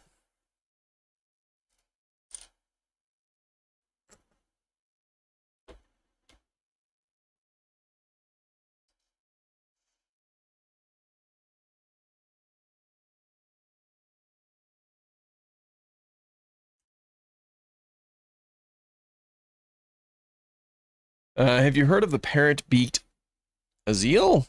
It is a chicken that looks like an oviraptor. I haven't read about it. I haven't done any digging about it. I've seen the videos going around, and I know a lot of people wanted me to talk about it. But again, I just haven't actually done anything to learn about it. So, no.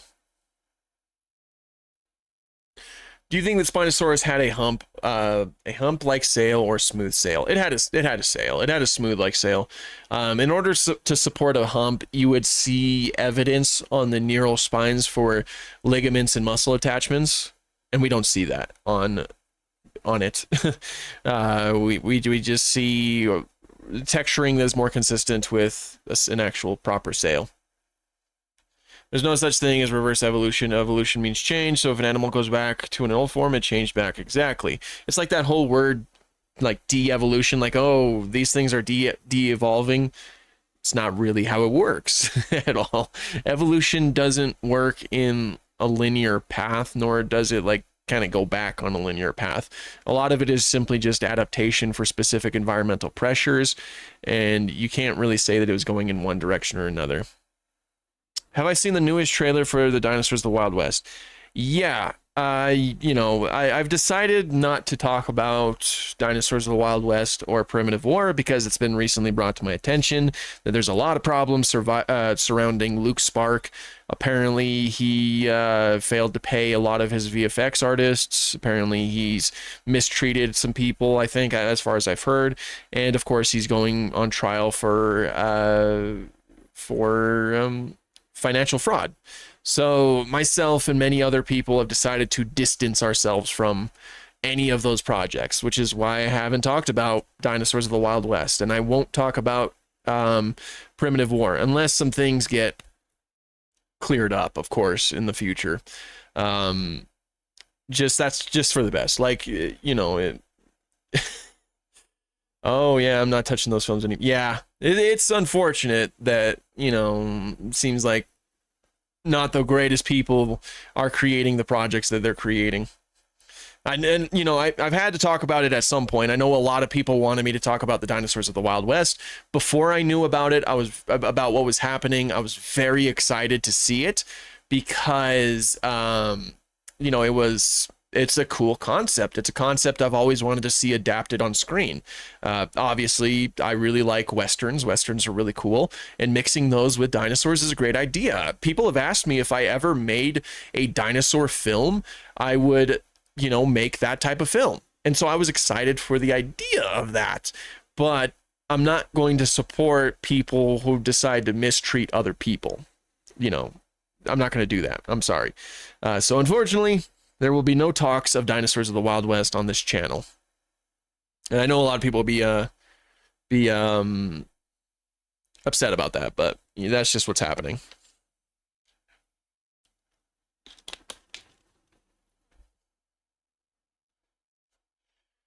What if Velociraptors are young Utah raptors, and when they grow up, they migrated to America? Oh, there's a lot of things wrong with that. So obviously Velociraptor did live in Mongolia, but you said that when they grow up, they migrate into, North America. But Utah Raptor lived millions of years before Velociraptor ever did. So yeah, that definitely wasn't the case. That's a good attitude. Screw that guy. Yeah, exactly. Yeah. So, I haven't talked about the Kickstarter or anything, and I certainly haven't supported the Kickstarter, and nor are we going to.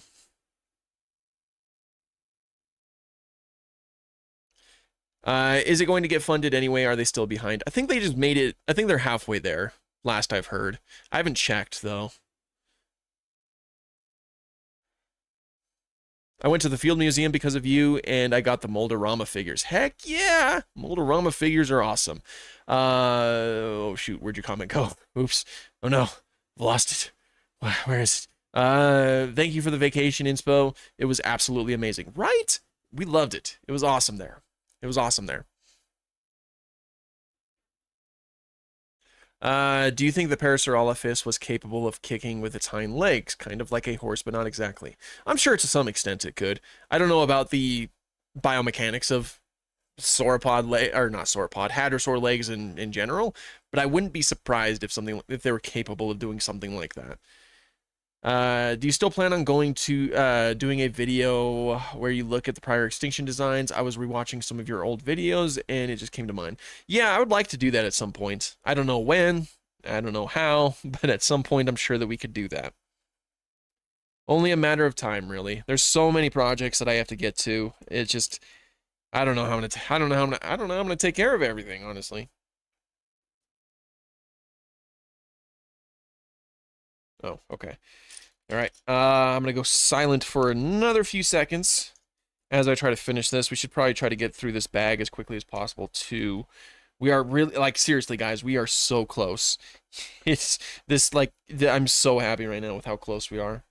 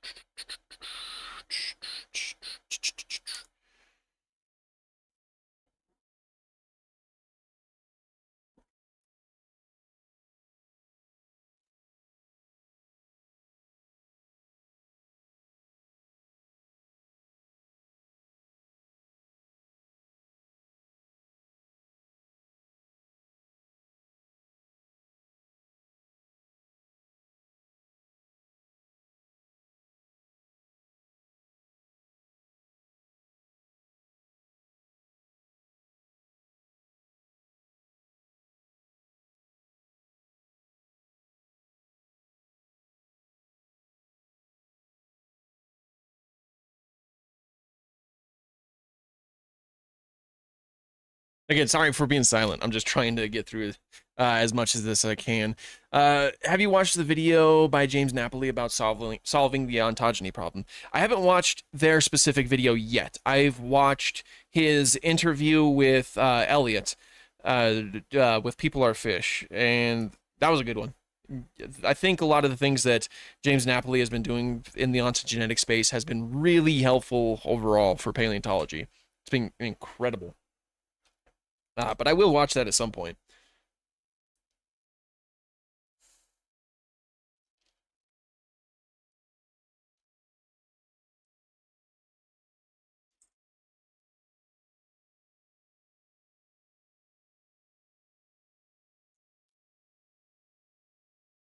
Okay, I'm gonna go silent for a little bit while I'm working on this because I'm almost done with this bag. So then again, I'll read a few more of your comments.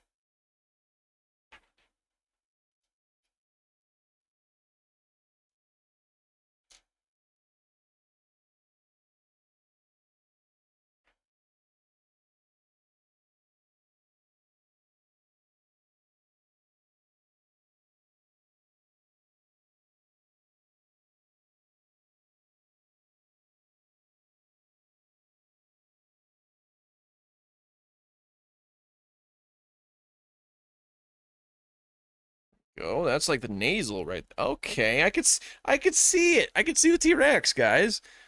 Look at that. There's like a little bit of the nares right there. There's the antorbital fenestra, and then there's the orbit over here.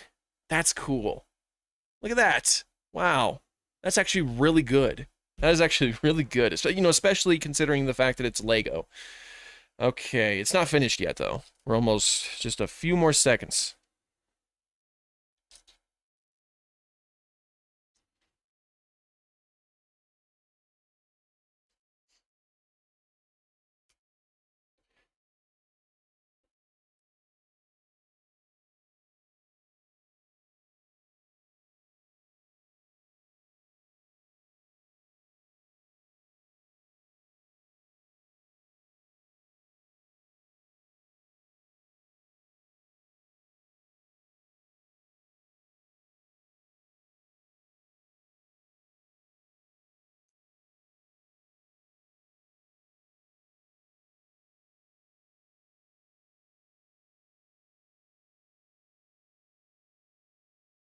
Okay, there it is. Nary's up here. We got some Fenestre, and then again the orbits. That looks pretty dang good. I also noticed that they had this structure right here in the antorbital Fenestra. That is actually, that means the T-Rex that they have here is likely based on AMNH 10, what was it? 10, what was it? Let me check real quick. It's a specific T-Rex specimen. ANMH, is it 1051 that I'm thinking of?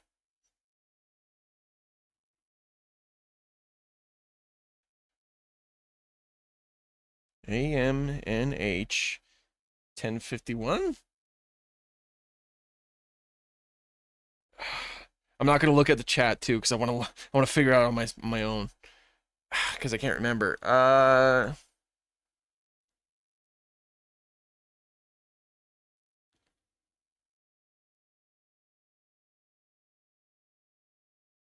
The name's just escaping me right now.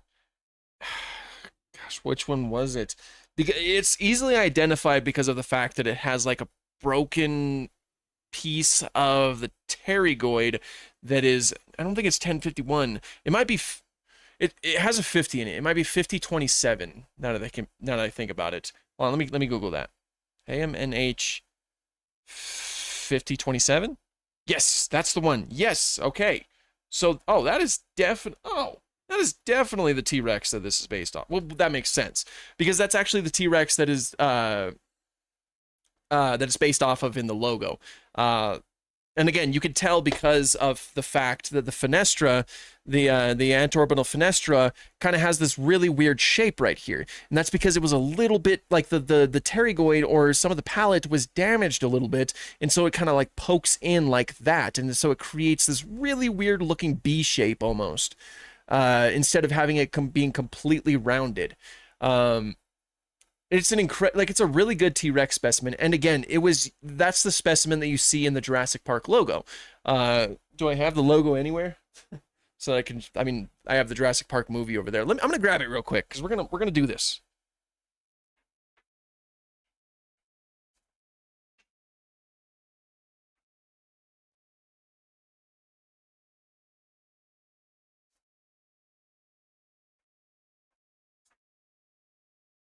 Ah, so yeah, you can see it right there. Right there, it kind of like dips in a little bit, just right there. So that's how you can tell which specimen is being used for the Jurassic Park logo. And that's the specimen, I didn't notice that, but that's the specimen that they made for the Lego, that's beautiful. And it's like the same pose and everything. I didn't even know that. That is so cool. I'm so cheesed about that. That is so cool. And thank you so much for the donation, Goji HQ. Did you see my Spino versus Car short? I don't believe so, no, unfortunately. But no, that is so cool. I'm so glad that they're doing that. Okay. Put this over here. All right, so yeah, it's AMNH 5027, ladies and gentlemen, is the specific T-Rex that we're working on. That is so cool. I'm so glad that I was able to like piece that together while we were working on this. Thoughts on my least favorite dinosaur, Stenonychosaurus. I have a burning hate for it because of the Troodon situation. I like Latin and Venatrix, though. I think it's cool. It's a cool dinosaur. Um, because, it's a... like, I mean, I don't know, if I'm being honest, I don't know where Stenonychosaurus stands currently with the whole Troodon stuff. And the, I know that there was a proposed neotype for Troodon, and I don't know where that leaves Stenonychosaurus and Latinavenatrix either. Okay, so real quick though, I'm gonna go and grab bag number 24, which seems to be the lower jaw, obviously, and that actually might be the last bag. So once we finish with that, we'll have the full AMNH 5027 specimen, which will be really freaking cool. I'm so excited for that.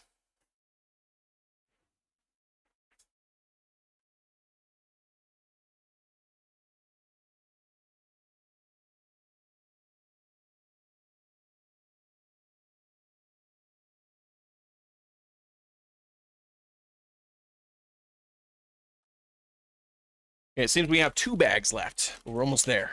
We are almost there. Uh, can you guess this T-Rex specimen being FMNH PR 2081?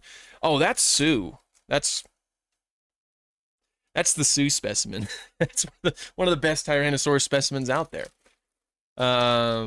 Can you guess this? Oh, you already asked that one.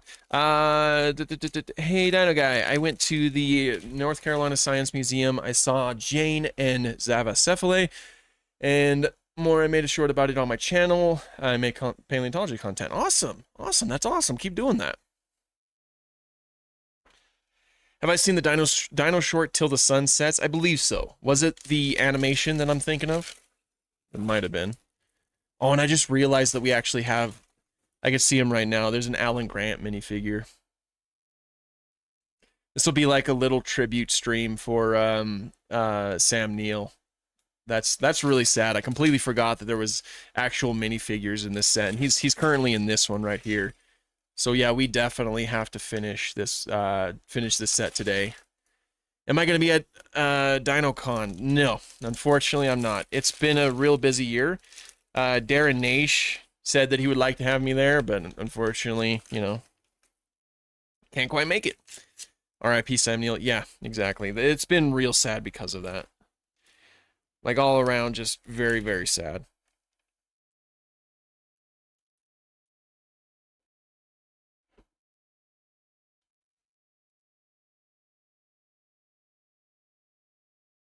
Okay, I'm gonna go silent again for just a second, and I'm gonna, once, you guys know the drill. You guys know the drill. Go as far as we can.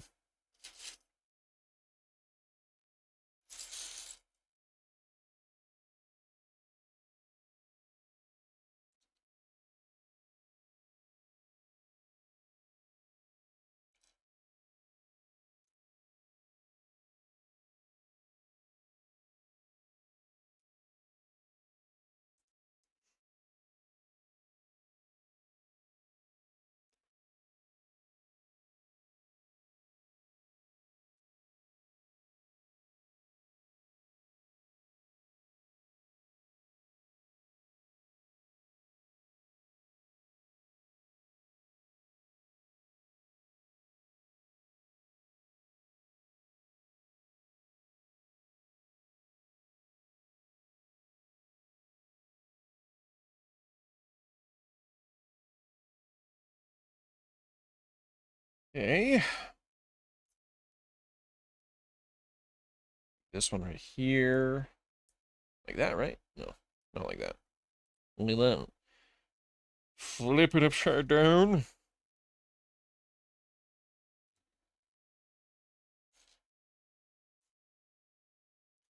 Uh, what dinosaur would you consider a Mimosaurus? In size of a saurus, because it's kind of silly looking. With its really, really developed incisors. It's got like buck teeth. I forgot what museum. I forgot what museum you used to or still volunteer, or however you say it. But wondering, is the Stan T-Rex skull still there or not anymore?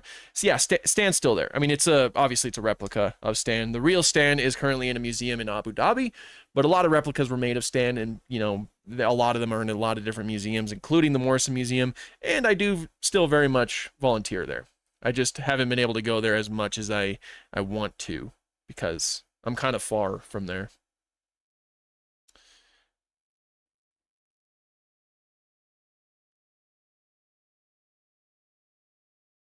What other dinosaur paleontology content creators would you recommend? Oh, Benji Thomas is really good. Benji Thomas is a fantastic one to watch. The Skeleton Crew, they're always really good. I really enjoy their videos, especially when they only focus on one topic and they just like, they have a whole PowerPoint ready and they're, you know, they talk about it. They act just like paleontologists because they are paleontologists. So they're great to watch. People Are Fish also makes really good videos.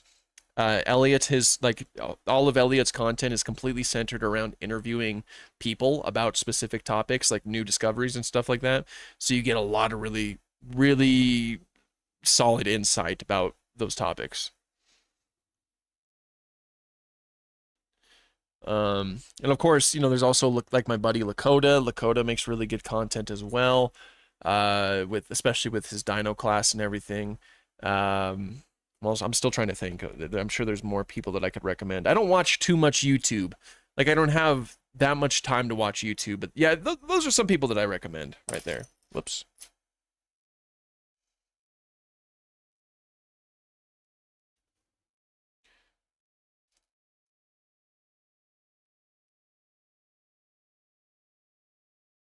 Which extinction events are the upcoming episodes of Surviving Earth?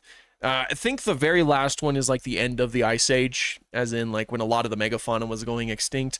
The tonight's episode is about the Great American Interchange, which is not exactly a like it's not exactly a mass extinction event. It's more so just like a shakeup where some animals went extinct most likely, but it wasn't really too significant. But that's what today's episode's about. Okay.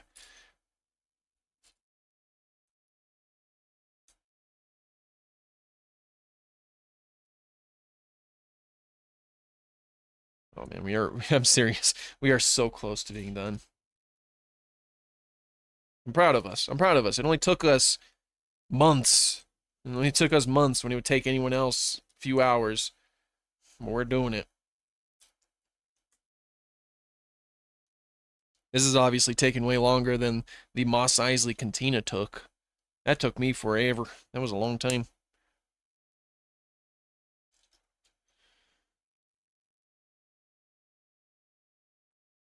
I'm working on a custom 3D printed Carnotaurus head. Oh, nice, dude. That sounds awesome. People could do some really cool stuff with 3D printing. What's one country you think that's completely underrated in terms of dinosaur discoveries? Well, I think. Well, shoot. I think I'm dropping things. Underrated. I mean, Morocco has some fantastic dinosaur discoveries that have been happening, but I don't know if I'd consider it underrated, especially with how every time there's a discovery that happens there, it seems to make some pretty big news. So I don't know if I'd consider it underrated. Underrated. Japan has some cool ones too. I don't know. I don't know about underrated. I think a lot of them are perfectly rated. Like if there's like really significant discoveries that occur, then they usually take a lot of the spotlight, you know.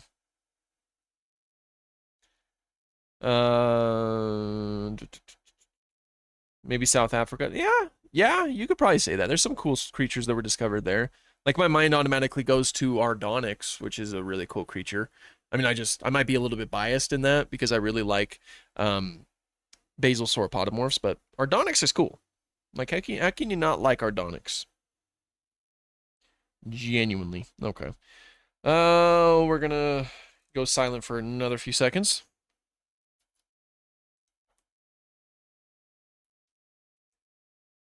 I just need to try to speed run this jaw, honestly. We could probably get it done pretty quick. There's not a lot of pieces in this lower jaw, in this dentary. This dentary is pretty it's not as packed, all things considered.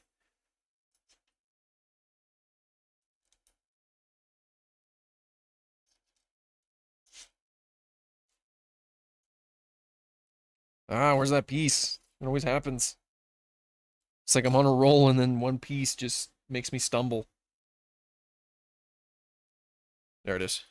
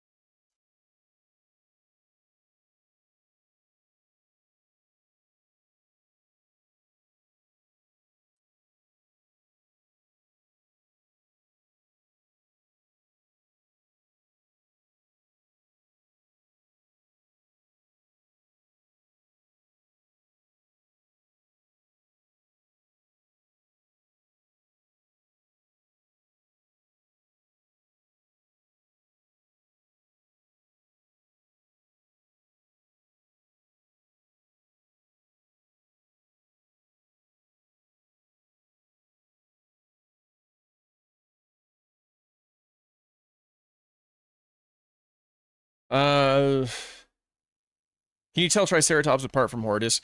I usually look at the nasal horn. Prorsus, Prorsus has a longer nasal horn than Hortus does.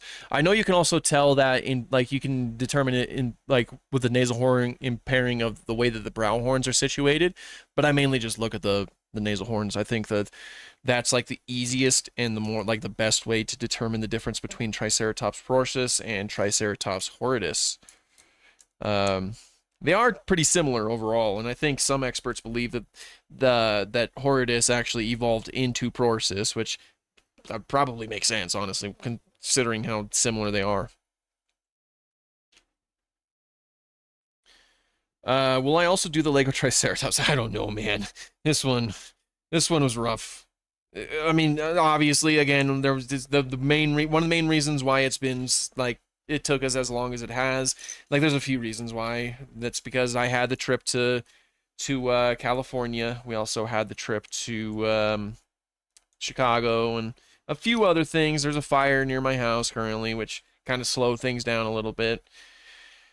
So there's a lot of reasons why this took so long, but I don't know if I have it in me to do the Triceratops. And again, I for those of you who weren't here for the beginning of the stream, Lego actually sent me a their Lego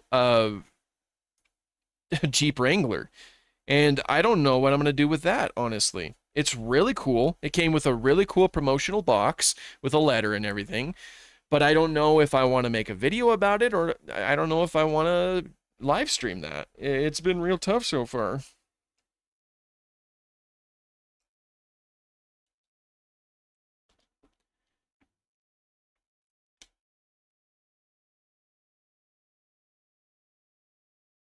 I see that spamming. We're gonna put you in timeout.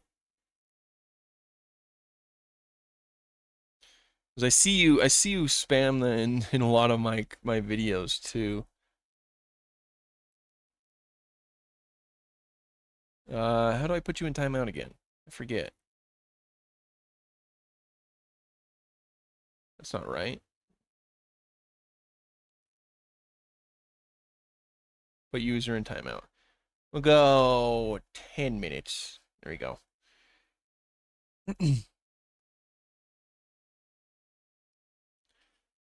What's your favorite North/South American sauropod that lived 157 to 148 million years ago? Don't ask why that's oddly specific. My favorite North/South American sauropod. I really most sauropods from the Morrison Formation could probably fill in as my answer. Um, I don't know which specifically though. It's hard to say, but we'll go with Brontosaurus, perhaps.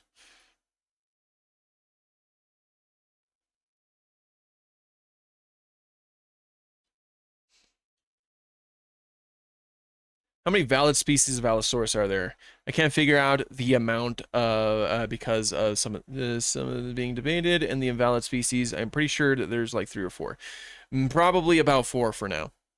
For now, you have Allosaurus europaeus, Fragilis, Gemetsini, and Anax. But again, that's for now. Things are probably bound to change in the future.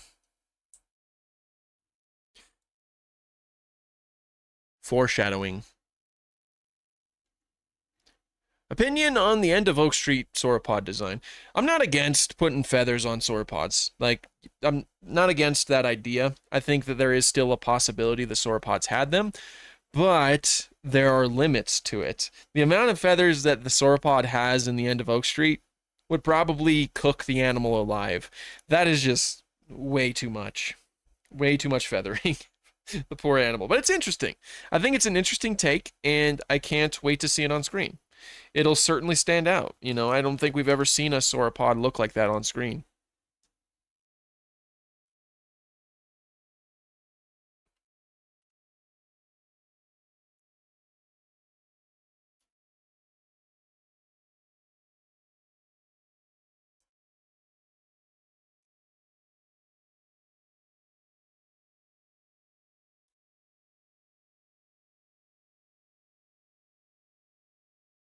Okay, I'm also going silent for a second because we are still making like some good progress. I can't kill the momentum quite yet. When you put feathers on something that big, you will likely have to put it somewhere in like the Arctic. Yeah, and even at that, I don't think sauropods were quite built for cool environments. Even if you like, I don't think you'd be able to slap feathers onto them and call it a day. Like, I genuinely don't think that they were built for it. Hence why we haven't really found any in environments that are too terribly cold. It could be a sauropod that lived in a cold climate. Yeah, I just like I just said, and I know there's a little bit of delay on the video, so it's definitely not your fault. But I don't think the sauropods were quite built for it. Australia is pretty underrated in terms of paleontology discoveries. Oh, it's definitely not underrated. People know about some like a lot of the Australian dinosaurs, and they certainly love them. The thing with Australia, though, is that there's still a lot we have to learn about just it in general. It's like there's a lot of paleontology that still needs to be done in the country in order to determine what's actually there. Could sauropods from the Yishion have feathers?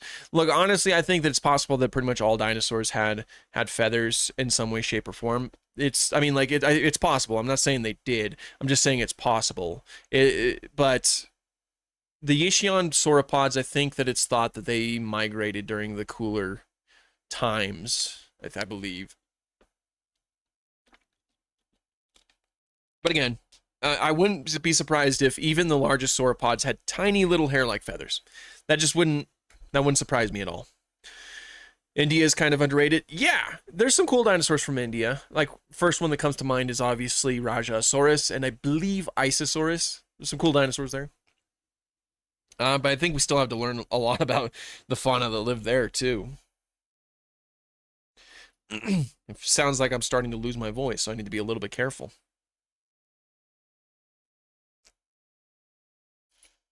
Well, not lose my voice, but starting to get a little bit scratchy.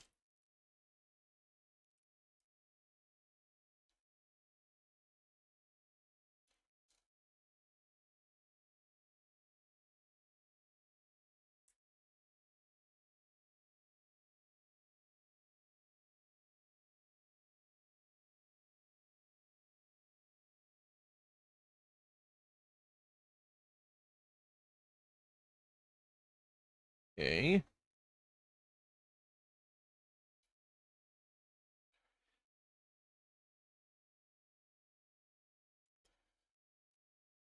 What's my favorite museum? Right now, my favorite museum is the Field Museum. I really liked it there. It was such a fun time. It was so huge. There was so much to look at, and we still didn't even see everything, which I'm kind of bummed out about, but it was still so cool.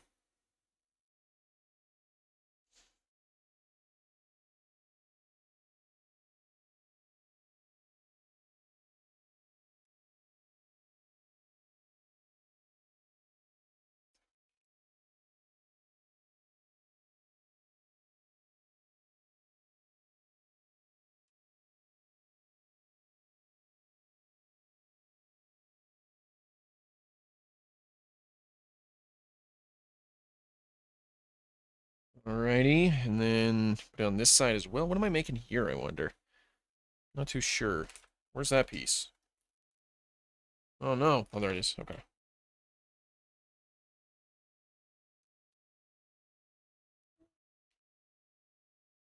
Alright. And then I need to do this. I don't know what I'm building here, though.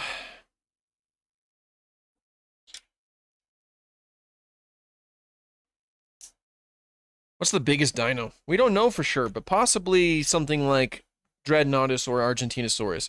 But if you ask me, I think it's pretty unlikely we're gonna ever find the biggest dinosaur to ever exist. It's very unlikely we will. But maybe one of those guys. They're among the biggest right now.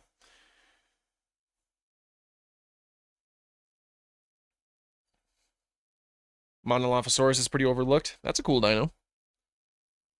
I like it.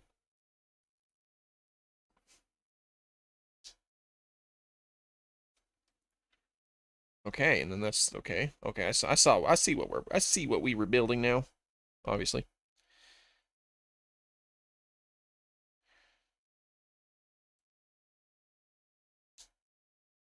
Okay, there's the dentary right there. Very cool. Looks like we're gonna get some teeth in there too. So we're gonna do that next. I'm so close I could taste it. I am so close I could taste it. I'm so close I could taste it. I'm gonna go for a run after this because I need to move around. Even though it's extremely hot outside, maybe I'll just use a treadmill. Maybe I'll go to the gym. I don't know. I'll do something.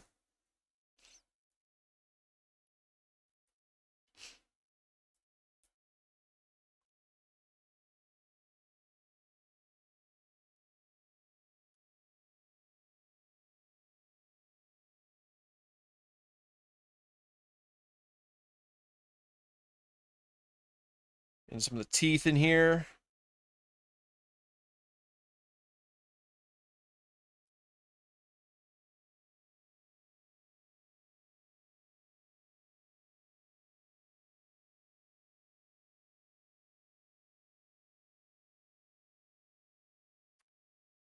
And I sing Walk the Dinosaur. I don't know. I'm not really a singer. You understand, right? Yeah, you get it. You get it. You get it. My Ice Age days are long behind. My Ice Age 3 days are long behind me, really. Okay, and the big teeth here. Okay, so close. So close. Why can't you hear a pteranodon going to the bathroom because the pee is silent? Hilarious. Hilarious. I heard that one a lot growing up. Ah, shoot.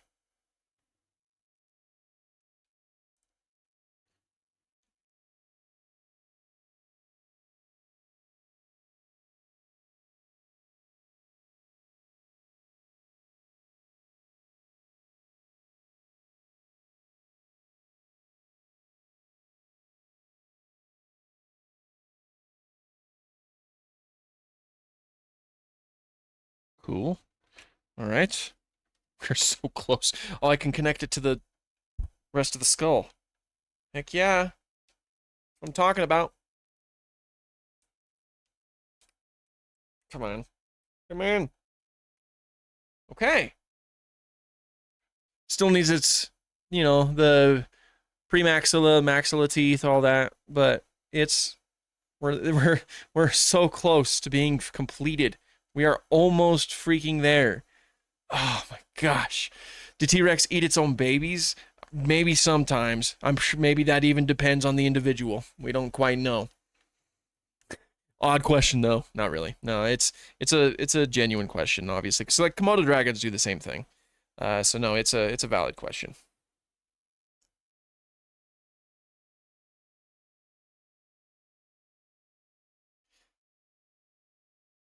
I got to do some repetitive things here as well, which makes sense. Alligator walks into a bar and asks the crocodile, "Have you seen the other guy?" The crocodile replied, "He came in at 5." Ha!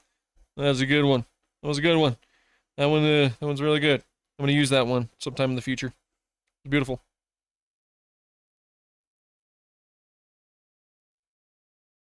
Gigantoraptor is very underrated. It's a cool dinosaur.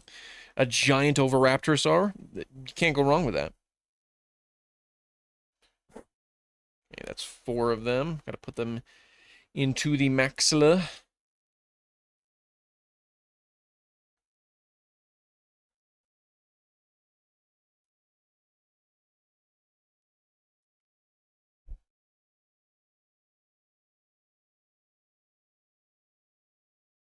Okay, like so. And then we got to do some big teeth as well.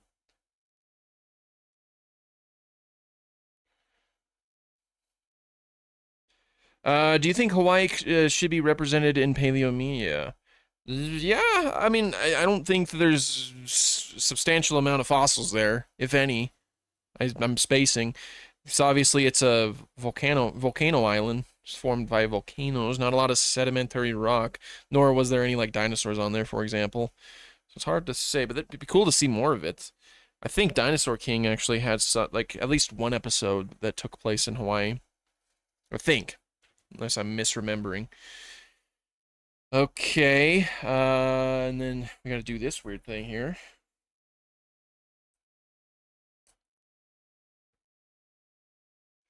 Birds, birds, and birds. There's a lot of modern day dinosaurs on Hawaii, that's for sure. If that's what you're referring to, which it probably is. Some modern day dinosaurs everywhere, realistically. Hawaii has a giant extinct owl. That's awesome. Oh, I think I've heard of that actually, now that you say that. Sorry, I'm just so focused. I'm just getting these last teeth in here, and then we're like basically almost. I mean, there's still some things that we have to do to the stand, I think, and obviously we have to build Ellie and Alan. But we are basically there. I'm gonna start crying tears of joy. I seriously thought this day would never come.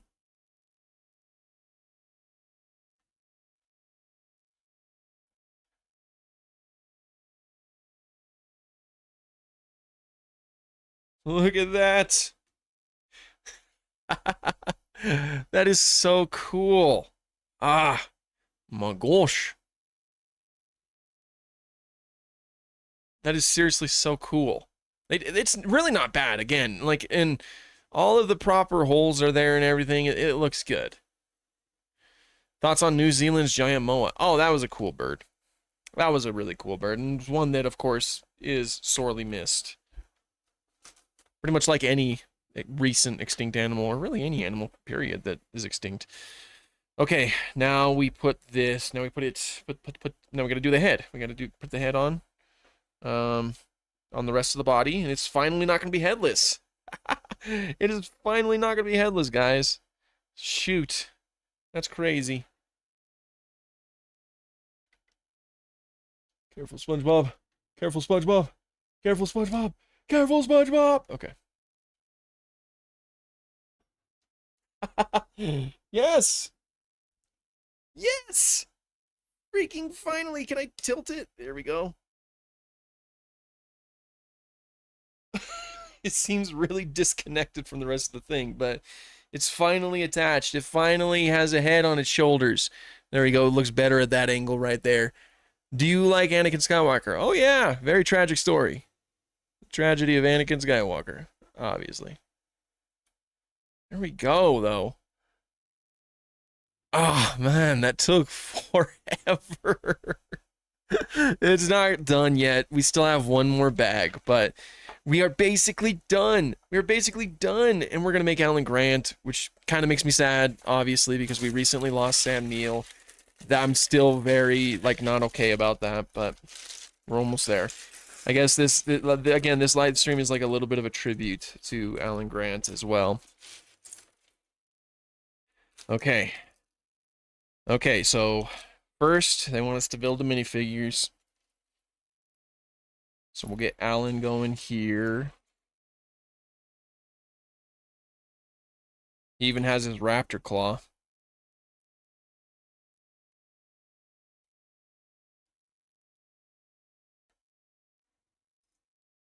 At least maybe. He doesn't want to hold it. There we go. And Alan goes in the tan pants.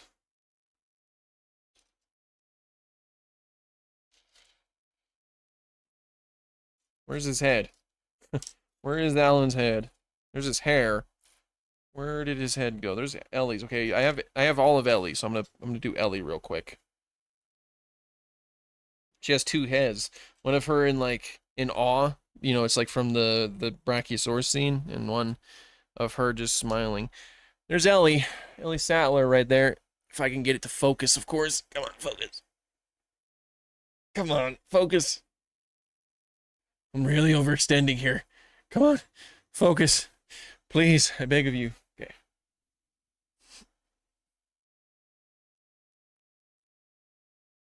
I don't think it's gonna focus.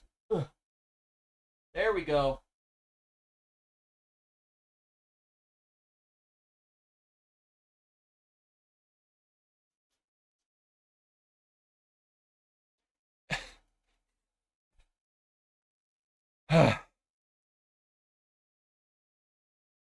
Doesn't help that my camera's all the way over there. There she is. There's Ellie. Ellie Zattler. That's pretty good. It looks a lot like her. Okay, we're still missing Alan's head. Okay, no, I just found it. There's one with his sunglasses on and one without. I'm gonna do the sunglasses on because I always think that's a cool look. And there he is. He's a little tribute to Sam Neill. Ah, too bad he doesn't have a hat. That would have been cool, but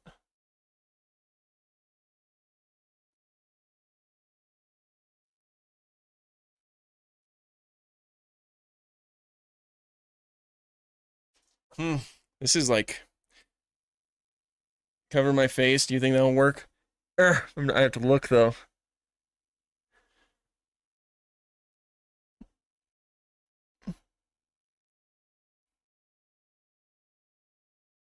This is stupid. Hold on a second.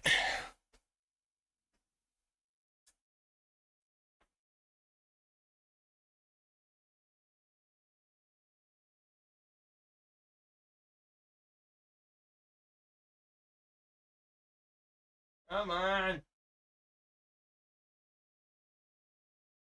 Oh my gosh, it does it for like 2 seconds. Here we go. There's Alan. There's Alan, ladies and gentlemen. There's our little tribute to Sam Neill. Which is of course overall just really incredibly sad. Oh, okay.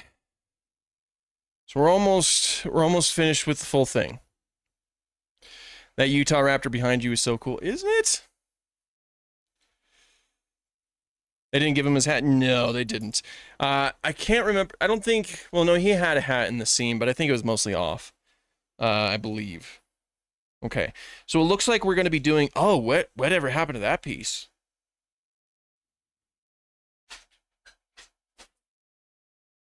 There's like a display plate piece that they give you really early on, and then you don't use until the very end. Apparently, I don't know what happened to it. I'm gonna have to look for it.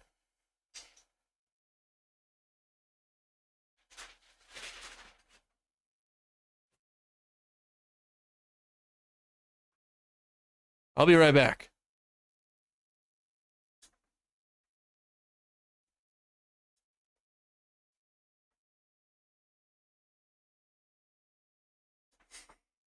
It wasn't lost as far as or as it wasn't lost really. It wasn't really that lost. Okay. Uh. Okay.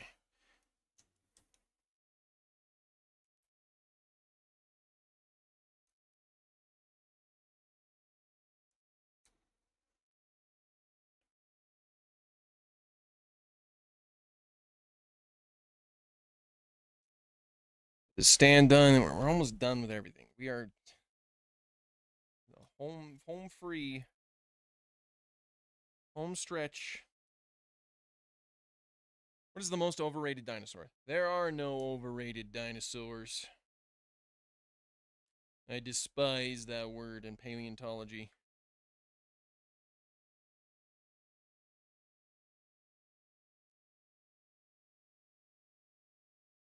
How long have we been streaming, by the way? Wow, over 2 hours. Makes sense, really. Makes sense. Do you have a favorite Korean dinosaur? Mine is between Pukyongosaurus and Crioceratops. I really like Dulisaurus. Dulisaurus, it was recently found, but and we only found a baby, but it's so cute. A lot of people made like really cute art of it, so I really like it.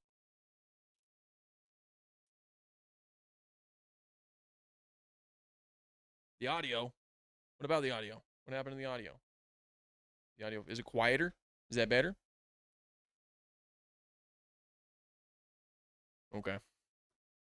It's low. Is it fine now? I mean, it's picking it up.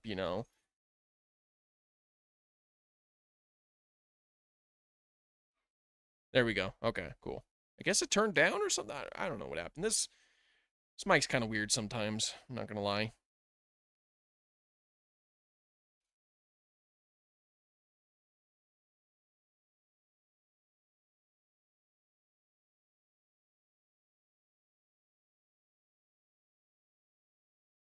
It's loud now. Shoot. I'm trying to find the middle ground, I guess. It should be. The gain is really tricky on the Focusrite, which is the problem. Adjust it just a little bit and it's too loud. Adjust it the other way and it's too quiet.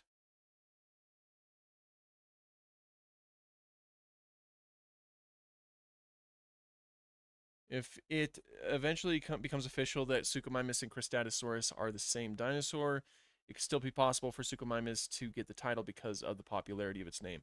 Not really. That if that does happen, it's very like it doesn't happen that frequently.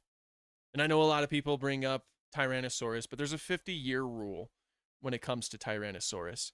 Tyrannosaurus only got its name only took priority because its name was used for 50 years before we found out that Manispondylus fossils were actually Tyrannosaurus. And so in that case, Manispondylus lost priority. So if Suchomimus ever became synonymized with Cristatosaurus, it's quiet. Oh my gosh. If Cristatosaurus ever became synonymized with Suchomimus, or I mean vice versa rather, I find it very unlikely that the scientists would go, oh well, Suchomimus has a cooler name, that's what we're going to go with. That's not really how it works. That's not how it works. They're probably not going to do that. And it's very unlikely that it's going to happen. Incredibly unlikely. There's only a few fossils that we have of Cristatosaurus, so it's pretty dang unlikely that, you know, we were going to do that. They just made the 50-year rule because they were too scared to change it.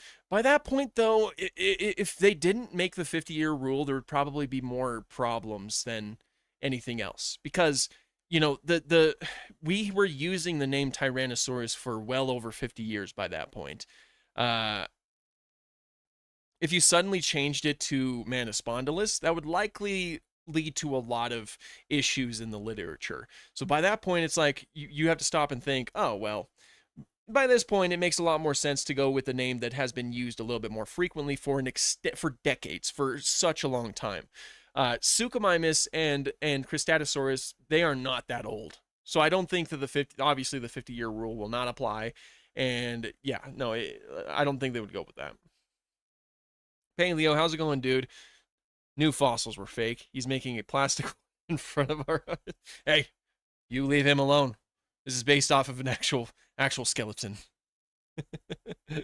Cristatosaurus is not enough material. Maybe not. We don't know. The problem is that there needs to be actual... and, you know, you're most likely right because, you know, it's mainly just a snout. But let's say if there's a situation where more fossils are found to the holotype, then maybe there would be a higher chance they would become synonymized or something along those lines. Circumstances like that do happen, and you know I just don't think that I don't think we should be loosey goosey with some of the things. Is it based on AMNH 5027? Yes, it is. Yes, it is. I recently made that revelation while we were building the skull because I noticed that it had this little flange right here, this little piece that is something that AMNH 5027 actually has. It makes sense for it to be based off of that because obviously the Jurassic Park logo is based off of that specimen. So very cool detail that Lego did. Like I'm so glad that they did that. And even while we were building today, I found out that it actually has the same pose as that specimen. So it's just so cool. Living the dream. I'm doing good. Yeah, I'm doing good. I'm glad you're living the dream. You have a stand fossil in your local museum in Manchester, not stolen. No, no British stereotypes here. Yeah, man. We got a stand fossil. Well, we got a stand replica. Did you say Suchomimus and Cristatosaurus aren't that old? Yeah, no. They, especially compared to when T-Rex was first discovered and that 50-year rule applied. Cristatosaurus and Suchomimus were both discovered towards the very end of the 90s. Sure, that's quite a few years by this point. That definitely, it's not long enough for like the 50-year rule to apply, obviously. Alioramus TLC and Pathotynes right now. So I've heard. Popularity in its name, as in a lot more people know the name Suchomimus rather than Cristatosaurus. See, and also I think a lot of people live in a bubble. when it comes to paleontology. I know a lot of you guys are really into paleontology and you know paleontology very well, but the thing is that that can skew your perception of how other people view paleontology. You go out and you look and you ask people what a Cristatosaurus is or what a Suchomimus is. Most of them are not going to know. Even with Suchomimus. Yes, Suchomimus is popular to paleo people, but it's not popular to everybody. And so no, again, and plus we just don't it's not, it doesn't work like that. Plus it also just doesn't work like that. Just because a movie's more popular, I mean a name is more popular, that does not mean it's going to take priority. That's just not how it works. That's how messes are made. Taxonomy is already incredibly messy, especially in paleontology, and you can't just make up new rules just because, oh, Suchomimus sounds better, you know. That's not how it's going to happen. But again, it's incredibly unlikely that it will happen. I'm not saying it's impossible. There is still a chance that they will become synonymized. But if it did happen, no, it's not going to take that route. Just because Suchomimus is more popular amongst people who love paleontology, it doesn't mean it's going to take priority. We can't just, you know, go against rules that have been established to try to keep things clean in taxonomy. That's not how it would work. Science doesn't listen to what's considered cool, only cares about what's factual. Exactly. And like I was mentioning with the Manispondylus thing, uh, Manispondylus was named before Tyrannosaurus. That is a true fact. Yet Tyrannosaurus has the name. The reason why that is because there is a 50-year rule. That's the only reason. It's not because Tyrannosaurus sounds cooler than Manispondylus. It's just because Tyrannosaurus was used, like its name was used for over 50 years. You know, that's the whole reason why it took priority. Not because it was a cooler name. A lot of people misunderstand that. A lot of people think that science is considered like based off of what's cool and, you know, it's like a fandom. That's not how it works. I understand why we would be upset if Suchomimus lost its name. Like if it was suddenly called Cristatosaurus. I understand that. But that's just not how it works. I'm sorry. That is not how it works. um, I don't know. That's just a little bit of a tangent. Obviously, like, again, I just wanted to establish that it is still unlikely that that Suchomimus is going to become synonymized. That it's nothing's official right now. It was simply just a proposal, a hypothesis in a paper, that we should take a closer look at this. Now, again, there are some situations in which it could happen. We could find more pieces of the holotype that we're not known about or something along those lines, but it is still unlikely, you know.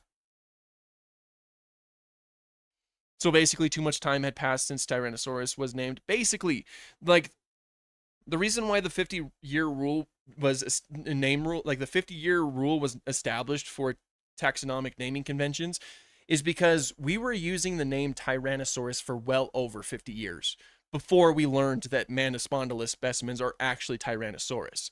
So by that point, if you just decided to change it to Tyrannosaurus, you would create more problems than you would even want to try to clean up. So that's why the 50-year rule is used. If we use a creature's name for over 50 years without using the other creature's name, then the creature's name that we were using takes priority.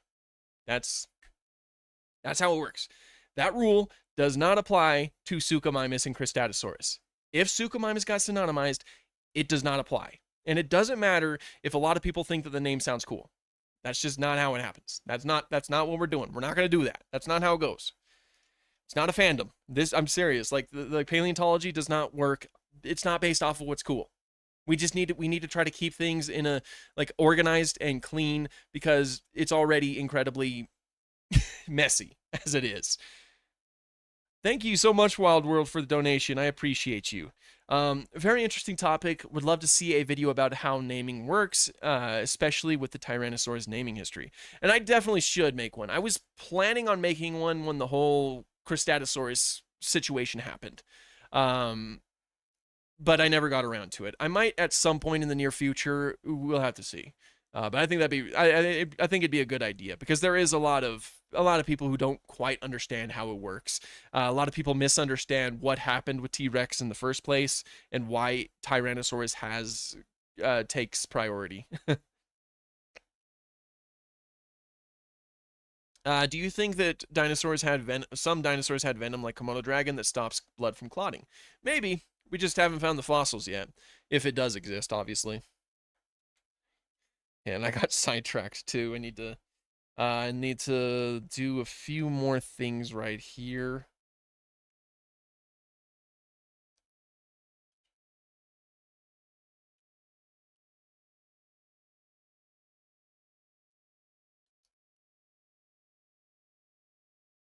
Oh, I need to do that twice. Oh, shoot. Make 2026 the year of the Cristatosaurus and really upset people. That would be something. I'm sure that would be something entirely. Plus, the the whole debacle that happened with Cristatosaurus and Suchomimus really kind of opened my eyes to how a lot of people treat paleontology. A lot of people liked Suchomimus only because of its name. Even though Suchomimus it's a cool Spinosaurid in its own right. It's like one of the most complete Spinosaurids out there with incredibly well complete arms. It has a really strange narrow snout that is incredibly elongated, but people were upset because its name was possibly going to change. That's just that doesn't sit right with me. I don't like that. I don't like that idea of treating paleontology like that. It's kind of sad, really. Because even if its name changed, it would still be the exact same dinosaur. Nothing would change about what we currently know about its anatomy and its potential hunting habits and all of that stuff. It would remain the exact same Spinosaurid. We would still know that a Spinosaurid lived in Africa at that point in the Cretaceous. It would just go by a different name. Nothing changed, really. But again, I'm just, I want to make sure that it's clear to everybody. We don't know. We don't know if it is synonymous yet. It's possible, but we don't know.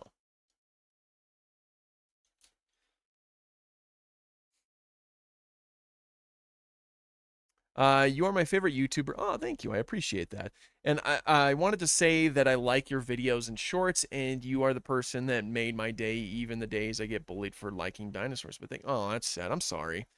I'm sorry about that. That's always really unfortunate to hear. You know, I was bullied in school too.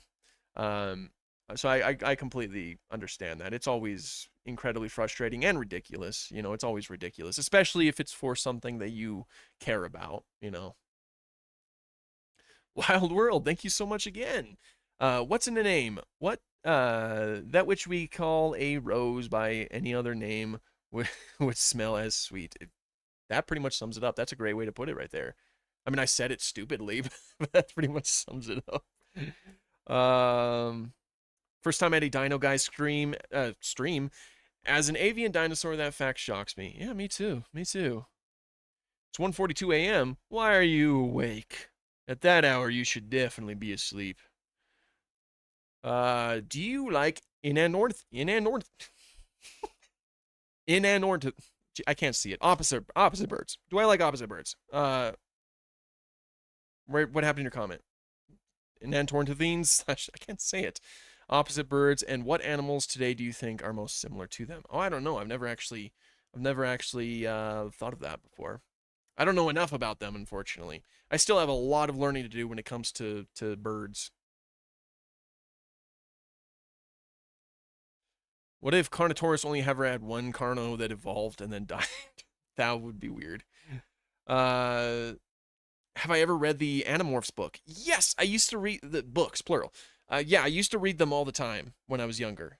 I have very little memories of them, but I know one of them was about dinosaurs, which I thought was pretty rad. Um, yeah, and I used to like them. I thought that they were good. I thought that they were good books. Those covers were cursed, though. I'm not gonna lie.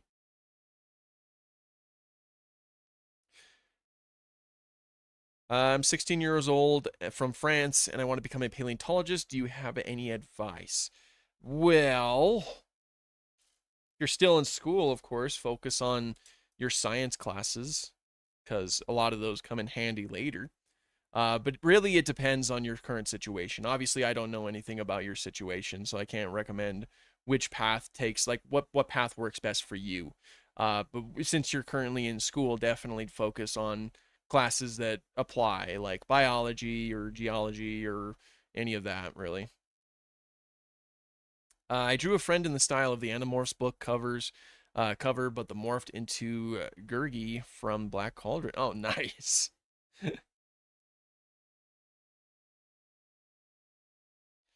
We should name more tiny bugs into awesome bro dinosaur names. Have I heard of Cookie Run Kingdom? I have not, unfortunately.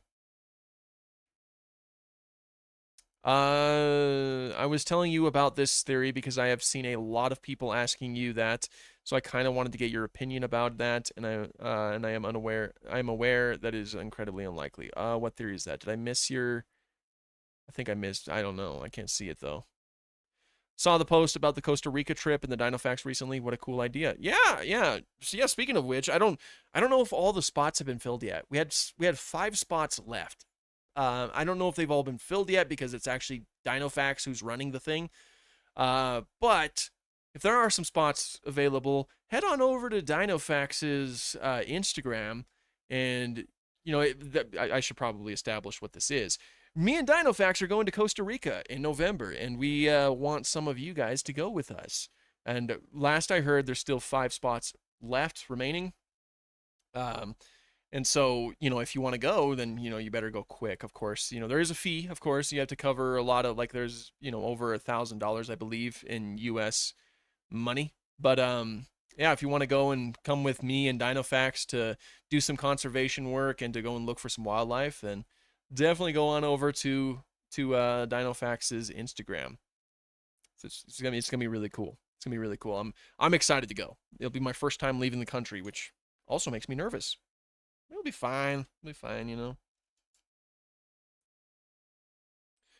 Were there some dinosaurs that can dig and were burrowers? I don't know about any that are confirmed burrowers, but I think Psittacosaurus is thought to do something similar. Maybe even Protoceratops. I think because some Protoceratops fossils were found in such a way that suggests they were buried inside a burrow. So I think Protoceratops might be one. A Saurolophus? Para the Saurolophus. I love that. Uh, opens wallet only for a fly to come out. Oh man, yeah, I know. That's also another really unfortunate thing with it. But for those of you who are interested, it's certainly an option. Again, though, I don't know how many spots are remaining. Last I heard, there was only 5 spots left. I don't know if any of those spots got filled.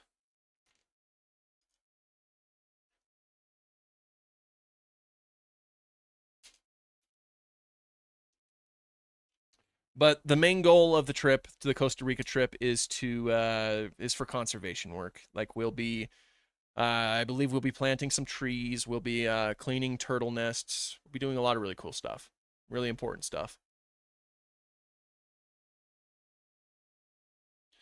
Could it be a chance that the Nanaimo-toothus octopus wasn't a giant octopus, but rather it was a giant, just had a giant beak? I'm sure that is a possibility. You know, we don't know the proportions of that animal. Do I like seagulls? Yeah, seagulls are cool. Obviously, they've chased me when I was younger, so it makes me not like them to some extent, but they're still cool. uh, the Suchomimus being named over Cristatosaurus theory. Oh, right. Oh, yeah. The whole thing I talked about. Yeah, no. Again, it's just that's not really how it works. Science works with whatever makes sense for, keeping things proper or keeping things like that. Yoda hates seagulls. Dang right he does. I used to sing that song all the time with my sister. Okay. I also need to go really quiet and then focus on this real quick. We were so close to being finished, and then it all kind of just came to a screeching halt.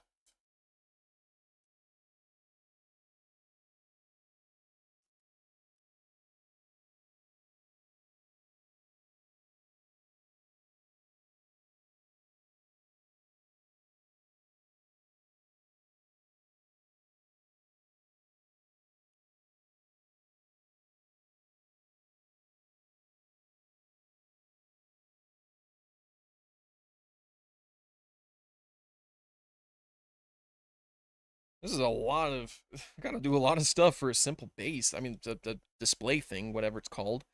Like, holy moly. What the fudge is going on here? Where does that go? That goes right there.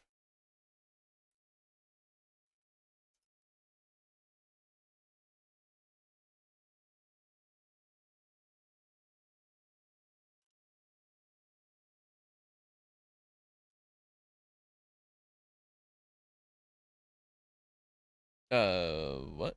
Oh, okay.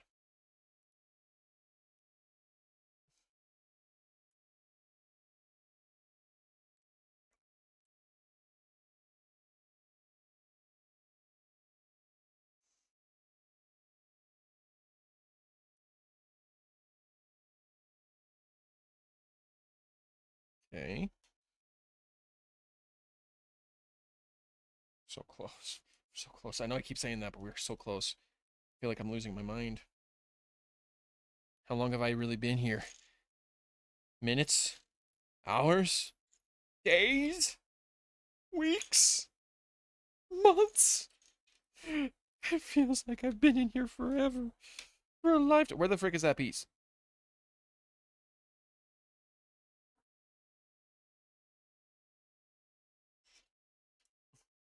What the fudge, man? Where is it? Oh, come on. No, come on. Did it fall?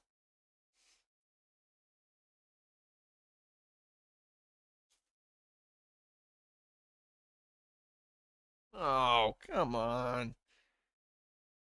Oh no, it's not on that side. Okay, I thought it was a you guys don't even know what I'm talking about. I thought there was like a symmetrical thing going on, so I thought I needed the same piece for the other side, but it wasn't. So the piece doesn't exist for the other side. I figured it out though. Don't worry.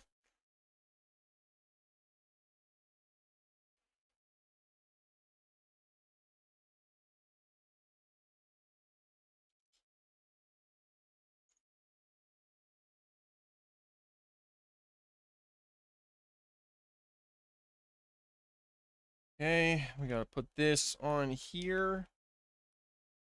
Why are there so many songs about rainbows? And what's on the other side? Rainbows are visions, not only illusions. Rainbows have nothing to hide. So we've been told. Oh, here's some of the information for it. Name meaning: Tyrant Lizard King. Could also mean Reptile King. Saurus could mean both lizard and reptile. But I think it's often better to call it reptile because dinosaurs were reptiles, but they were not lizards. It avoids some confusion. Height 5.2 meters, 17.9 feet, 09 feet rather. Length 13.5 meters, 44.29 feet. Weight 8.4 tons. It's pretty good. Diet carnivore. Habitat Isla Nublar. Time period late Cretaceous. Specimen LIH 23 5987. Well, that certainly isn't the specimen that I was thinking of. Is that a specific specimen though? Let me check. Or is it? Did they make up a fictional one? I don't recognize it. LIH 23 5987. Let's see here. Oh, there's let's see. I'm gonna look on the Lego website. It's a hidden Easter egg created by set designer. Okay, an Easter egg for what? LIH stands for Lego Innovation House. Okay, where the model was designed. 23 represents the summer of 2023 when the set was developed. Development began, and 5987 references the classic Lego set 5987 Dino Research Compound released in the year 2000. Oh, that's cool. That's cool. I was expecting to see the actual specimen number for the T-Rex that this is actually based off of, but that's a fun little thing to do, honestly. Okay. We're almost done here though. What am I building now? Like bushes or something? I don't know. Okay, I'm gonna speed run this too, real quick. We're almost done. And then I will speak.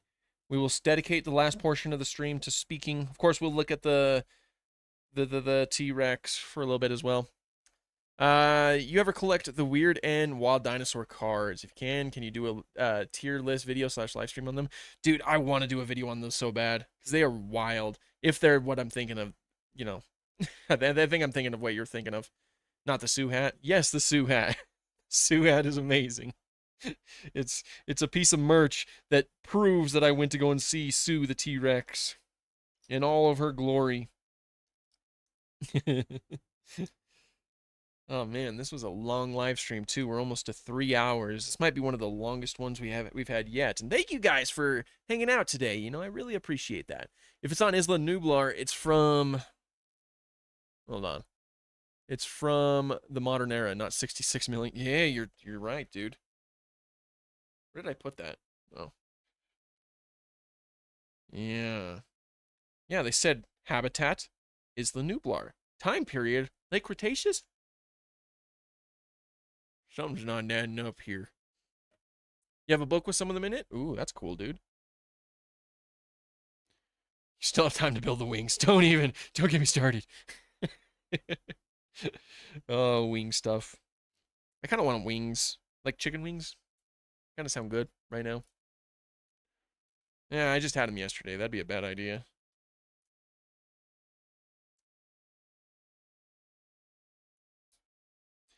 That's how you know I'm becoming delirious. I'm just talking about food. I was explaining Parasaurolophus to my dad, and he said, Parasaur what? I get that. Parasaurolophus is certainly one of those names where it's like, what did I just hear?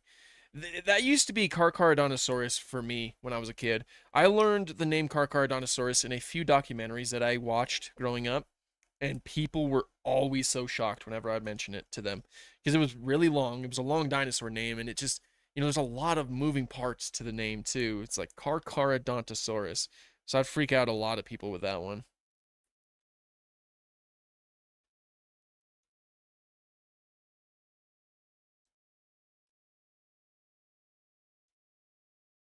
All right, we are so close, so very, very, very, very, very close.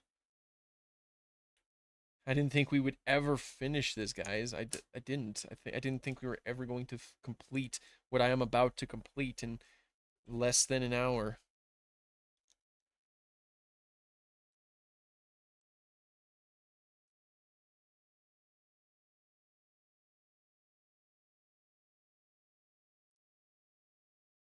Hello, Ahsoka. I see you down there. Bet you you're gonna jump up here pretty soon. How much you want to bet I'm right? Oh, yep, there she is. Almost finished, Ahsoka. Don't worry. Holy moly. No, Ahsoka, please. Oh, I need to see something real quick. Ahsoka, please. Right there, I think. Right? Ahsoka.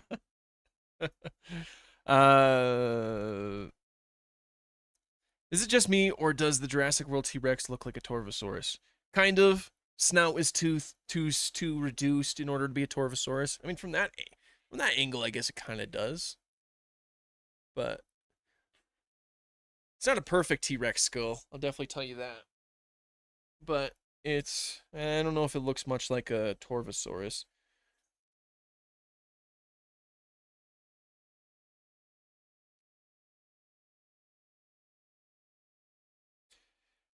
Cats are kind of funny when you really think about it. It's like she has no idea. Like she has no understanding of the concept of a live stream. She's just existing. She was like, "Hey, bet me." Okay.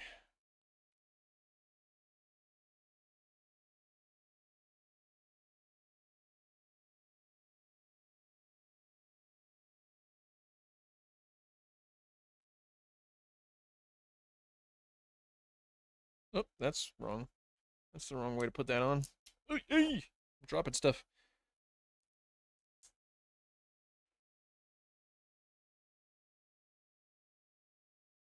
Have I read Raptor Red? I haven't finished it, but I am in the process of reading it. Oh, I see. Is this a fossil in the ground? I get it. This is like the Velociraptor that they're digging at the beginning of the movie. That makes sense. That makes sense. That does. Okay, how do you want me to do this? Hold on. Like go like that, right? And then like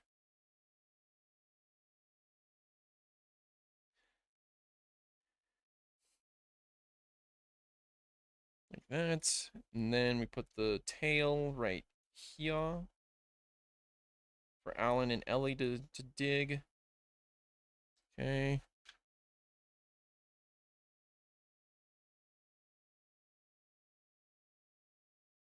It helps you line it up with that. So it clicks on and it like oh no, it doesn't rotate. Never mind. Then you can put Alan and Ellie on here. There's like places for them to stand. Like so. Like this. And see, she even has a shovel, so she's digging it up, you know?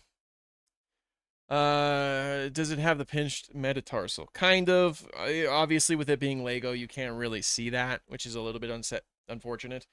But, you know, all around, the skeleton's pretty decent. Can we click that back on?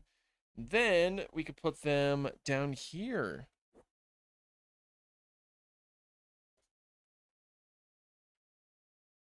Ugh.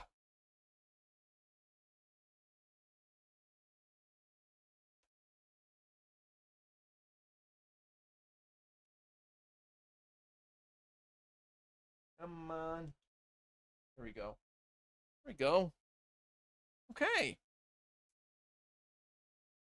And then you can remove that if you want, and there's some pieces that allow you to do that. Okay. All right. We're done. Yeah, it doesn't have Gastralia, unfortunately. Although I don't think the specimen that it's based off of has them either. Now that I know this is actually based off of an actual specimen. But it's done. We freaking did it, guys. We freaking did it. Ah. I'm gonna sit here in silence for a second. We finally, man. I've been reusing that same thumbnail for the live streams forever. Now we can go back to some like regular live streams. Golly. You're the last living Carnotaurus? Ooh. And then you drop it off the table. Yeah, if anyone would do that, it'd be Ahsoka. Now, I also need to figure out where I'm going to put it. I have some ideas, though. I might put it on one of those bookshelves over there. I don't know where else it would fit, honestly. It's a historical moment. It truly, truly is. Truly is. It looks really cool, too. I mean, look at this. You like have a lot of really interesting details about it, like the fact that they, you know, you have the man, I'm spacing on words right now. Anyway, uh, oh, Wild World, thank you so much. You did it, you crazy son of a gun. You did it. It's about time. Oh man, it's been months, I think. What has it been like 2 months or something like that since we began? Because I began and then there was obviously, you know, I took a trip and then I took another trip and then a lot of things happened, a lot of things occurred, and so it just took a while. How long is it? Good question. I don't know how long it is. Um, I don't have my tape measure on me either. That's I think in the laundry room. 2 months? Yeah, okay. Well, I'm really excited to get back onto some other live streams. Like maybe we could start live streaming some video games. Obviously, we can live stream other stuff that I'm spacing on. We could do our regular like you know talk videos where it's like you guys ask questions and I talk. And yeah, the mouth does open. You kind of. Yeah, you can open the mouth a little bit if you so choose. Um, it really doesn't look bad though. Like it's, you know, especially with it being Lego, it's captured a lot about it. I especially really appreciate that they put this little structure into the antorbital fenestra, because that's something that the actual specimen does have, and that's one of the ways you can identify it. And that's how you can tell that that's the specimen that they used in the Jurassic Park logo. Is it about to end? We might end here in a little bit. We have been streaming for almost 3 hours now. This is one of our longer live streams, so I might call it quits here pretty soon. But fortunately, we're done. We are finished. We finally finished. Have I played / heard of Prior Extinction? Yes, I actually have a video about Prior Extinction. I was playing as a Stegosaurus for the bulk of it. Have I heard that Diatryma is its own genus again? I have not heard of that. I'm gonna have to look into that.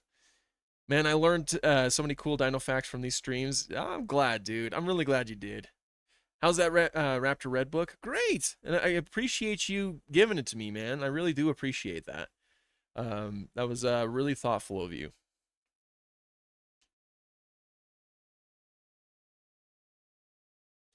Tyrannosaurus Rex was a Miocene beetle. Hell yeah. Have you seen the 3 new dragon things for Prior Extinction Sandbox? I did not see that. Making a new dragon game. Well, that's cool. If I found a new dinosaur, what would I name it? I have no idea.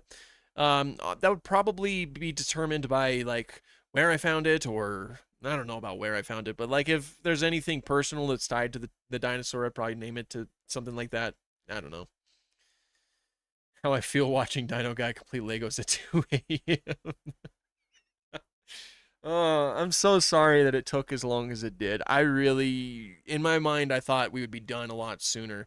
But I'm learning that I cannot build Legos and talk at the same time. If you watch my earlier live streams, you'll notice that like I'll start building them and I'll talk a little bit while I'm building, but then eventually I'll get focused on what I'm talking about, and then I'll stop building entirely and just talk about that thing.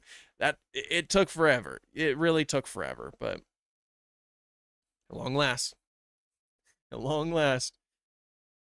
What is Neovenator? I've heard a lot of people talk about it. I don't know what it is. I don't know what it is either. I think it might be a type of Carcharodontosaur, if I'm not mistaken. Well, I'm off. We all say in unison, we love Dino. Oh, appreciate it. And thanks for dropping by. I do appreciate that. Have you ever heard of Prehistoric Isle from SNK, the company that made King of Fighters and Samurai Showdown? I've not heard of that. It's a 2D shooter where you shoot down dinosaurs and their dragons and their dragons are pretty fun. Okay, I haven't heard of that. No. Have you been to the Ice Age Fossil National Park in Las Vegas? No. We actually, that's kind of sad because we drove through Las Vegas during our California trip. We didn't stop in Vegas, but we drove through it. That would have been pretty cool. Would you name a fossil after your grandpa? Probably. He did request that, so most likely.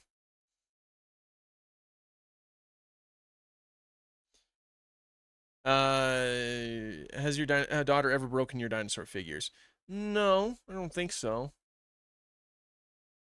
Yeah, I don't think so. Most of them that are broken were done by me, so you have me to blame for that. I love your channel so much. I'm so glad to be subscribed. I appreciate it. I'm glad you guys enjoy my channel. That means a lot, you know.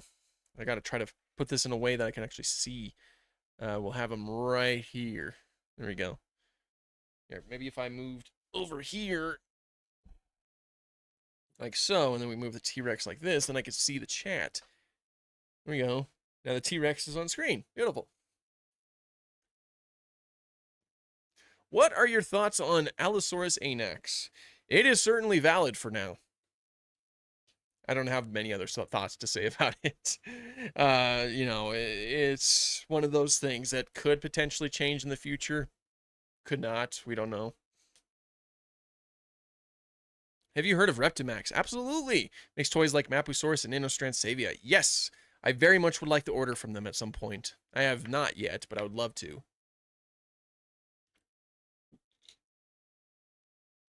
Have you heard of Facilosuchus? Oh yeah, of course. Did you know that Facilosuchus was in 65? Not a great portrayal of it. Wrong time too, but it's in there. It's my favorite extinct dinosaur. Quail. I really like quail. There's a lot of them around here. They're very cute. Is there any merchandise of Mesozoic insects? Not that I know of. Yeah, not that I know of. I've never seen any anyway. Growing as a small dino tuber is hard. It is. It's very difficult. I certainly agree with that. Who's more unique, Brachytrachelopan or Yi Chi? Yi Chi probably. A dinosaur with membrane wings. That's wild. I'm really I'm really mad Thanos was taken by a theropod.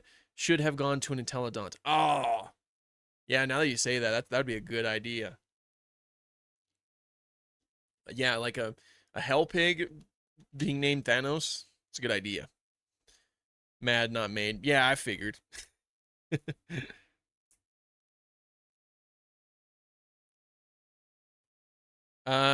you have any ways to grow as a dino tuber and dino novel suggestions?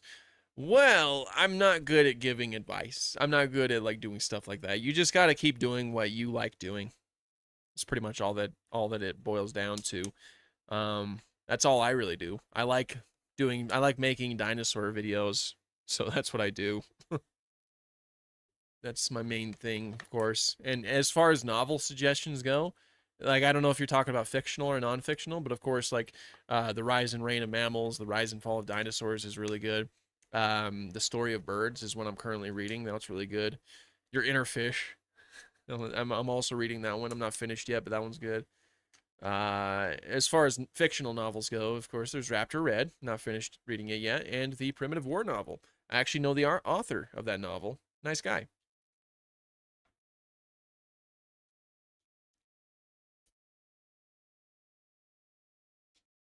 Am I doing YouTube full time? Kind of.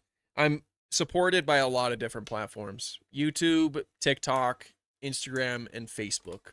All of those are monetized in some way, shape, or form, and so they kind of keep me afloat. If I was just doing YouTube, I don't know if it would keep me going. Like, I don't know if it would keep like support us, help us pay the bills. For the longest time, though, I was working a full time job while doing all of this. And let me tell you, that was stressful. That was a lot. That was a lot. Uh, can you suggest me a good dinosaur book with a lot of accuracy to our current understanding of dinosaurs? Yeah, there's quite a few of them that I do think are fairly good. And by fairly good, I think are pretty dang good.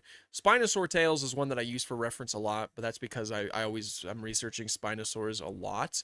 That one's obviously up to date. There's also King Tyrant if you're interested about Tyrannosaurs or just Tyrannosaurus itself.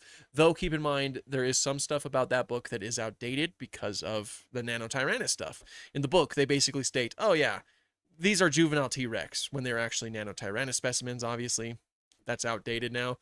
I don't know if you're looking for paleontology books in general, but one I've been using for a lot of reference is Elephants. The and their fossil relatives. Sorry, I have to read it from across the room because I couldn't remember the whole name. And like I mentioned earlier, the Rise and Reign of Mammals is really good. The Rise and Fall of Dinosaurs is very good. And the Story of Birds is good so far. I haven't finished that one yet though. There's also The Secret Lives of Dinosaurs and Locked in Time. Those ones are really good books that are up to date and have a lot of good recent fossil discoveries. And let me think.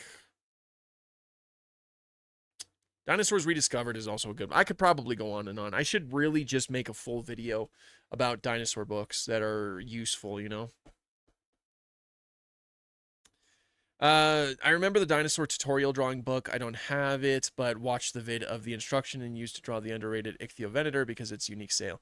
Yeah, there is a few of. There's the one that I was sent. I can't remember the name of it, but that one's good. How to draw dinosaurs or something like that. The Rise of Reign and Reign of Mammals is great. I agree. I've read that one twice. I've really enjoyed it. It's one of the books that's helped me gain a better understanding of the world post meteor impact, and it's one of the reasons why I have such a huge appreciation of that world now. It's a great book.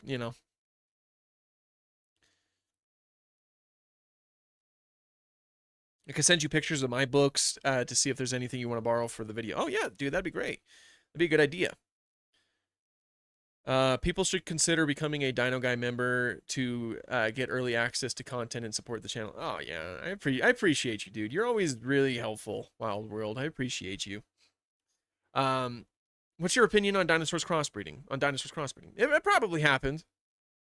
I don't think we can accurately say that we found any in the fossil record, or if we'll ever find any, because if you find like a hybrid, for example, that is a result of two different species breeding, they might just name that a new species, if we're being honest. Like, it would be hard to say if that's in fact, sometimes I think that's even how new species sometimes emerge in the fossil record, or just emerge in general. So it probably happened, but I don't know if we're ever going to be able to state where it happened. Dinosaurs crossbreeding is a fact. Look at birds. Yeah, exactly. That's another thing. Birds very much do exist, and if they do a certain behavior that's asked, obviously that means that dinosaurs does do it. Will I ever do a paleo art challenge? Maybe. Like, what do you mean by challenge? As in, like, me drawing stuff or having other people draw it? Because I'd be happy to do both, honestly. I'm doing a Denversaurus paleo art contest that is, like, today's the final day to submit your piece. So if you're in my Discord server and you have a Denversaurus piece, go ahead and, go and submit that. It is an actual contest, too. There will only be 10 winners, which is something that I'm regretting doing because so many people did amazing pieces. Can you do a Pyroraptor video? Yeah, I've been like a drawing contest. Yeah, I'm doing one currently, like I just mentioned. And can you do a Pyroraptor video? I need to at some point. Pyroraptor is one of those frustrating dinosaurs to talk about because it might actually be very raptor or vice versa. It's hard to say. It's one of those problem dinosaurs. You challenged me to draw a Steminasuchus. Ooh, that'd be fun. I should draw a Steminasuchus. I like the crown crocodile. The many interpretations of Dino Guy. How would I do that? How would I do that? That would be weird.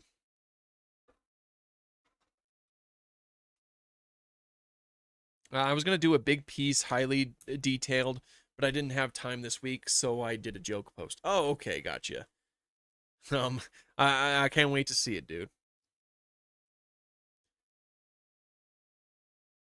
What can I tell you about James Cameron's Avatar? Not much. I watched it once years ago, like when I got injured at work and I was out of work for a week. I watched it then, but that was all the way back in 2020. So it's been 6 years now since I watched it. And I didn't watch any of the sequels, so I can't tell you much. The creatures look cool, though. I can tell you that. I finally finished the Lego. Yeah, I did. It's all done. It's right here. AMNH 5027. How did you react to the news about Saurophagonax being a sauropod instead of a giant Allosaurus lord? I thought it was cool. I love learning new things about dinosaurs, and that's exactly how we do it in paleontology, is by re-examining fossils and potentially getting different outcomes from them. The Primitive War book itself doesn't have any problematic issues, right? Just the movie. Correct. As far as, I mean, not as far as I know. And again, I know Ethan Pettis. I've spoken with him a few times. He even, like, sends me things that he's doing with the book, like future collabs. He sends them to me early so that I can get an inside scoop.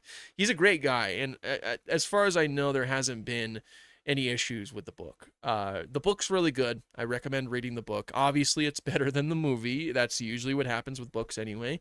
But yeah, I wouldn't touch the movie nowadays. And I'm not going to touch the movie nowadays. I'm not going to talk about that one. I'm not going to talk about the second one that'll come out. And I'm not talking about the Wild West show. What creature do I want to be added to Prehistoric Kingdom? I mostly want Dimetrodon. Dimetrodon, I agree with you. I agree with you on that one as well. I would love to add like Inostransavia or Lissovicia or something like that. That would be so cool. But honestly, I'm always happy with anything they add to the game. Like they're adding 2 species of bison. That is so exciting. I love bison so much. I cannot.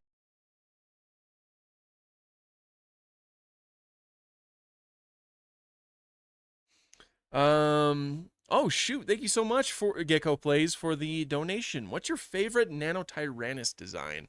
As far as Nanotyrannus designs go, my favorite is like the design that they used for the announced, like for the paper that was released. You know, the one that is kind of like has like a lightish coloration and some blue. I love that one. That one's awesome.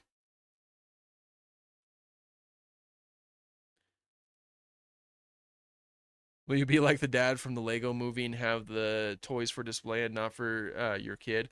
She already comes in here and grabs a lot of the figures, so pretty far away from that, I think. Shame. It was one of the movies with the best designs lately. Yeah, it was. It is really quite unfortunate, obviously.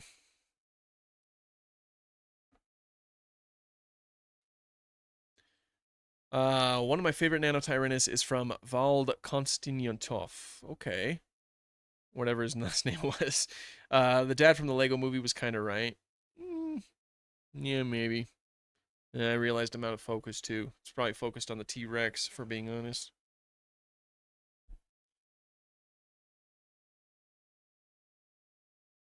They brought the dodo back. Look at the news. Oh no. Oh no. Is this Colossal we're speaking of right now? Hold on a second. I'm looking at the news.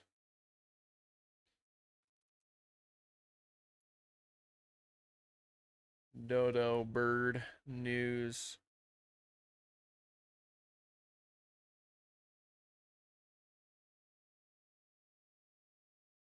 I don't see anything about it. Do you know where specifically it's been revealed?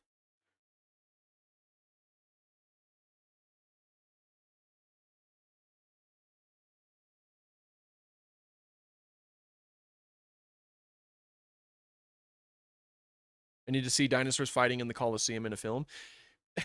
You can actually see that in Dinosaur King. Little fun fact. I mean, not much of it, but I recently, I've been watching Dinosaur King a lot with my wife and daughter, and there's like in the second season they travel through time, and in one episode they end up in the Roman Colosseum.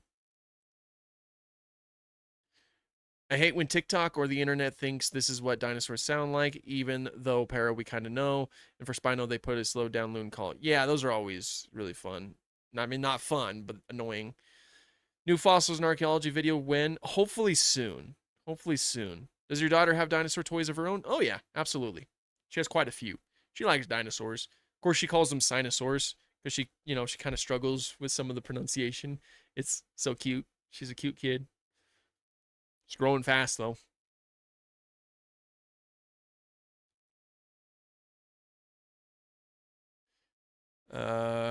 Why is your Spinosaurus your account or channel mascot? I'm not sure what you're asking. Does your daughter have bug toys? She does not.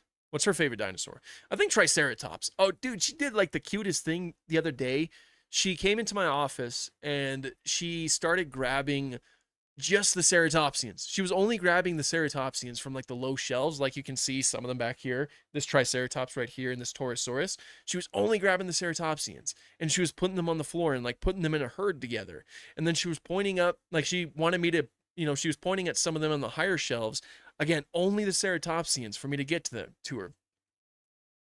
I was so proud of that. She's only 2, and she can already determine which dinosaurs are similar enough to be grouped together. Basically, I was so proud. She only grabbed the ceratopsians. It was amazing. It was awesome. Kids got good instinct. Yeah, exactly. It was awesome, man. It really made my day. And so she put them all together. There was like I have like a Ionosaurus, I have Styracosaurus, Protoceratops.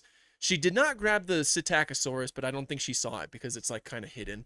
Loki Ceratops, all kinds of them that she could tell looked kind of similar, and she put them all together. She's so smart.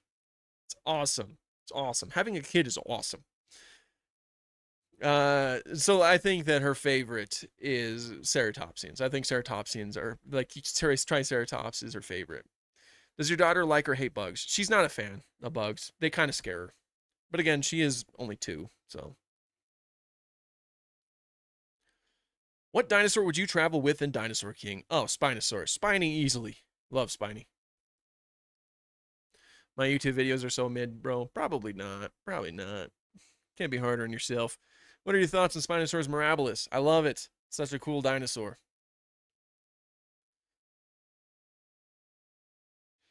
Um, Excuse me. Do you get a kick out of spreading facts to your family and friends about animals and biology in general, even extinct and alive ones that they probably would never have known? Oh yeah, I love doing that. I love that. It's really fun. She's only 2. Yeah, she's only 2 years old. She will be 3 eventually here pretty soon, but she's currently just 2. What do I hate about Colossal? I don't know if I hate Colossal per se. I don't know if I would go that far. I just don't agree with their practices. I don't agree with the way that they decide to reveal information. The direwolf situation was a mess and it was kind of ridiculous. They did not make direwolves. They did not. That's the simple fact of it all. They modified a few genomes of gray wolves and then called them dire wolves. And they decided to spread that lie across the internet so that everybody believed that they created dire wolves, even arguing with people in the comments section. Nothing of what they pushed that day, revealed that day, was published or peer reviewed. That's not how it works in science. You need to get your stuff peer reviewed. You can't just release something out to the public and say, look what we have, guys. I don't like that.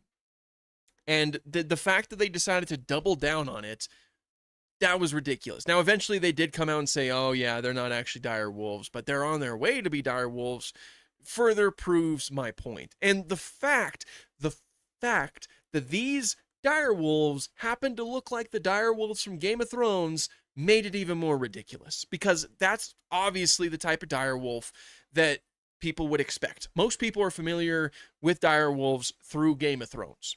They're not familiar with the actual dire wolves that we had here in North America during the Pleistocene.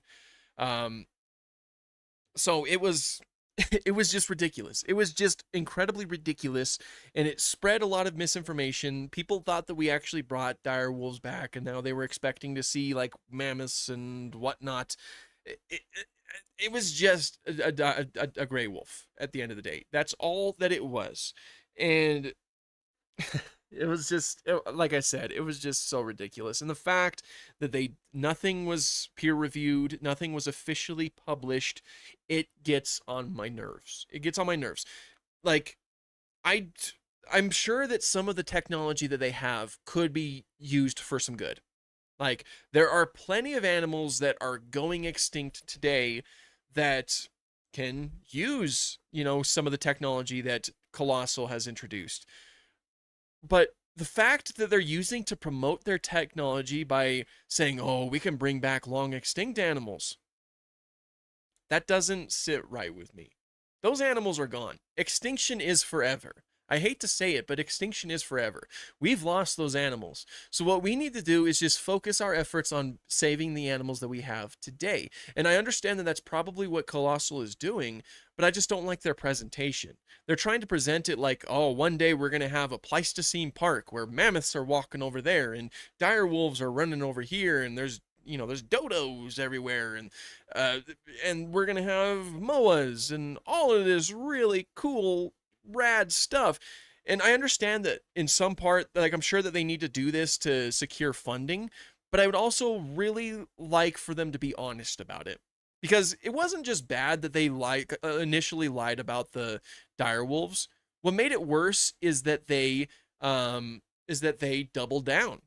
They doubled down and they argued with people in the comments about it, instead of just admitting that these are not true dire wolves and admitting to the public that these are not actual dire wolves. These are not Anacyan dirus. These are Canis lupus. That's my problem. That is just my problem with Colossal. Some of their technology would be great. It would help out with conservation. It would do some great things. Bringing back dire wolves is not something that we need to do. And they didn't even do that. They just made a wolf bigger. That's it. That's all they did. So, yeah, that's my problem. That's my problem with it. You don't even know how lucky you are having a daughter at your 30s. I'm actually 26. I expect a loving wife, doing what you like, and on top of that, the trips and a great amount of fans. Row one in life. Oh, yeah, my wife's awesome. One of the biggest reasons is because my wife supports a lot of this stuff and she helps out a lot of it. Like a lot of the art, for example, on this channel is done by her. It's awesome.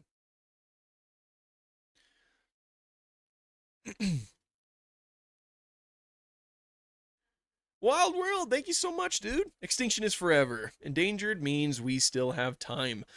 Thinking we can just bring back whatever can be dangerous for. Yeah, exactly.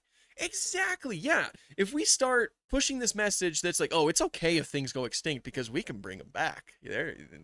We could just bring them back. You know, if we lose these white rhinoceroses, don't worry. We can bring them back. No, that's no. Don't do that. Use the technology to help cheetahs, rhinos, any type of animal that is like in danger of becoming extinct today.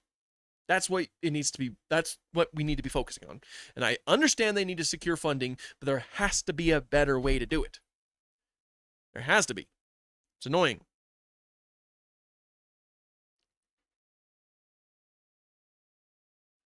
I was wondering where you got the blue Spino figure in the back. Oh, this one? The Mesozoic Life Spinosaurus. I don't remember where I got it. Unfortunately, it's a hard to get to website, and I can't remember where it was or if they even still have them. I can't remember. Shoot, I'm sorry. I apologize. I can't remember.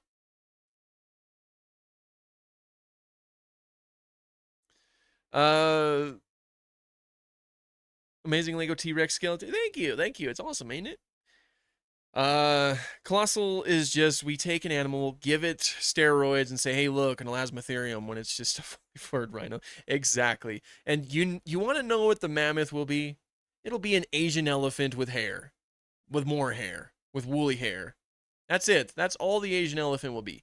But they're gonna call it a mammoth, and they're gonna call it a mammoth until they're blue in the face, because that is exactly what they did with these wolves. These very cute dogs. They were very cute, and they're still very cute. But that's exactly what they did with them. Have you seen the paleo art of Atushi Mizushima? If not, you should check it out. I should. I've never heard of that person's art before.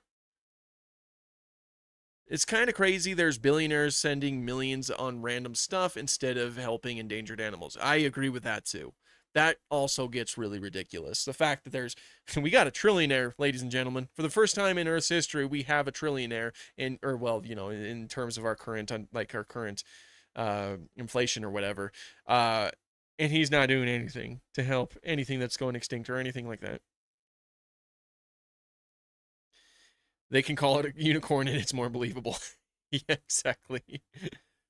Someone needs to tell them that life is not fossils in archaeology. Yeah, exactly. Exactly. That's not and I even talked with Nigel Marvin about that when I interviewed him a while ago, and go figure, an actual conservationist is, him and I are on the same page. It's just like once these animals are gone, they're gone. That's just how it works. Extinction's forever. It's sad to say, but that's why our efforts need to be focused on to actually protecting them and making sure they don't go the way of the dodo. If they actually if they release a dodo, it'll just be a highly modified Nicobar pigeon. I guarantee it. Prove that making money doesn't mean intelligence. Yeah, exactly. Exactly.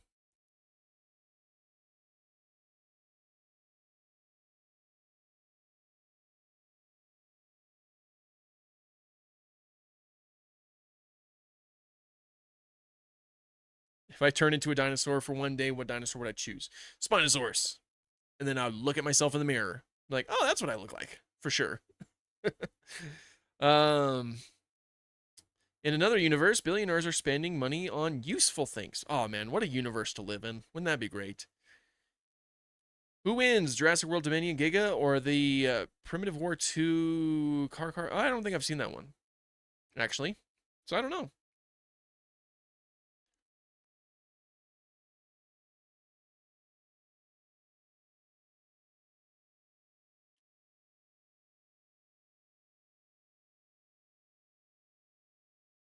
3 hours and 20 minutes. Oh yeah, wow. This is this is probably our longest live stream yet, I think. Yeah, it's fine. I mean, we've got a lot of talking in. But on that note, I probably should end the live stream right here. I do very much appreciate each and every one of you dropping by and chatting for a little bit and seeing the momentous, the very beautiful moment in which this Lego T-Rex was finally completed. So I really do appreciate each and every one of you. I hope my hope is to make sure that we can go live every single week because I always have a lot of fun with it. I enjoy hanging out with you guys. You guys are always truly awesome to speak with, and it certainly makes my day. So, yeah, all you guys, have an awesome day. Have an awesome day, and we'll see you next week. And apologies for everybody who's not ready for the stream to end yet. But yeah, again, it's great talking with all of you. All of you have a fantastic day, week, month, or even a year. We will see y'all later.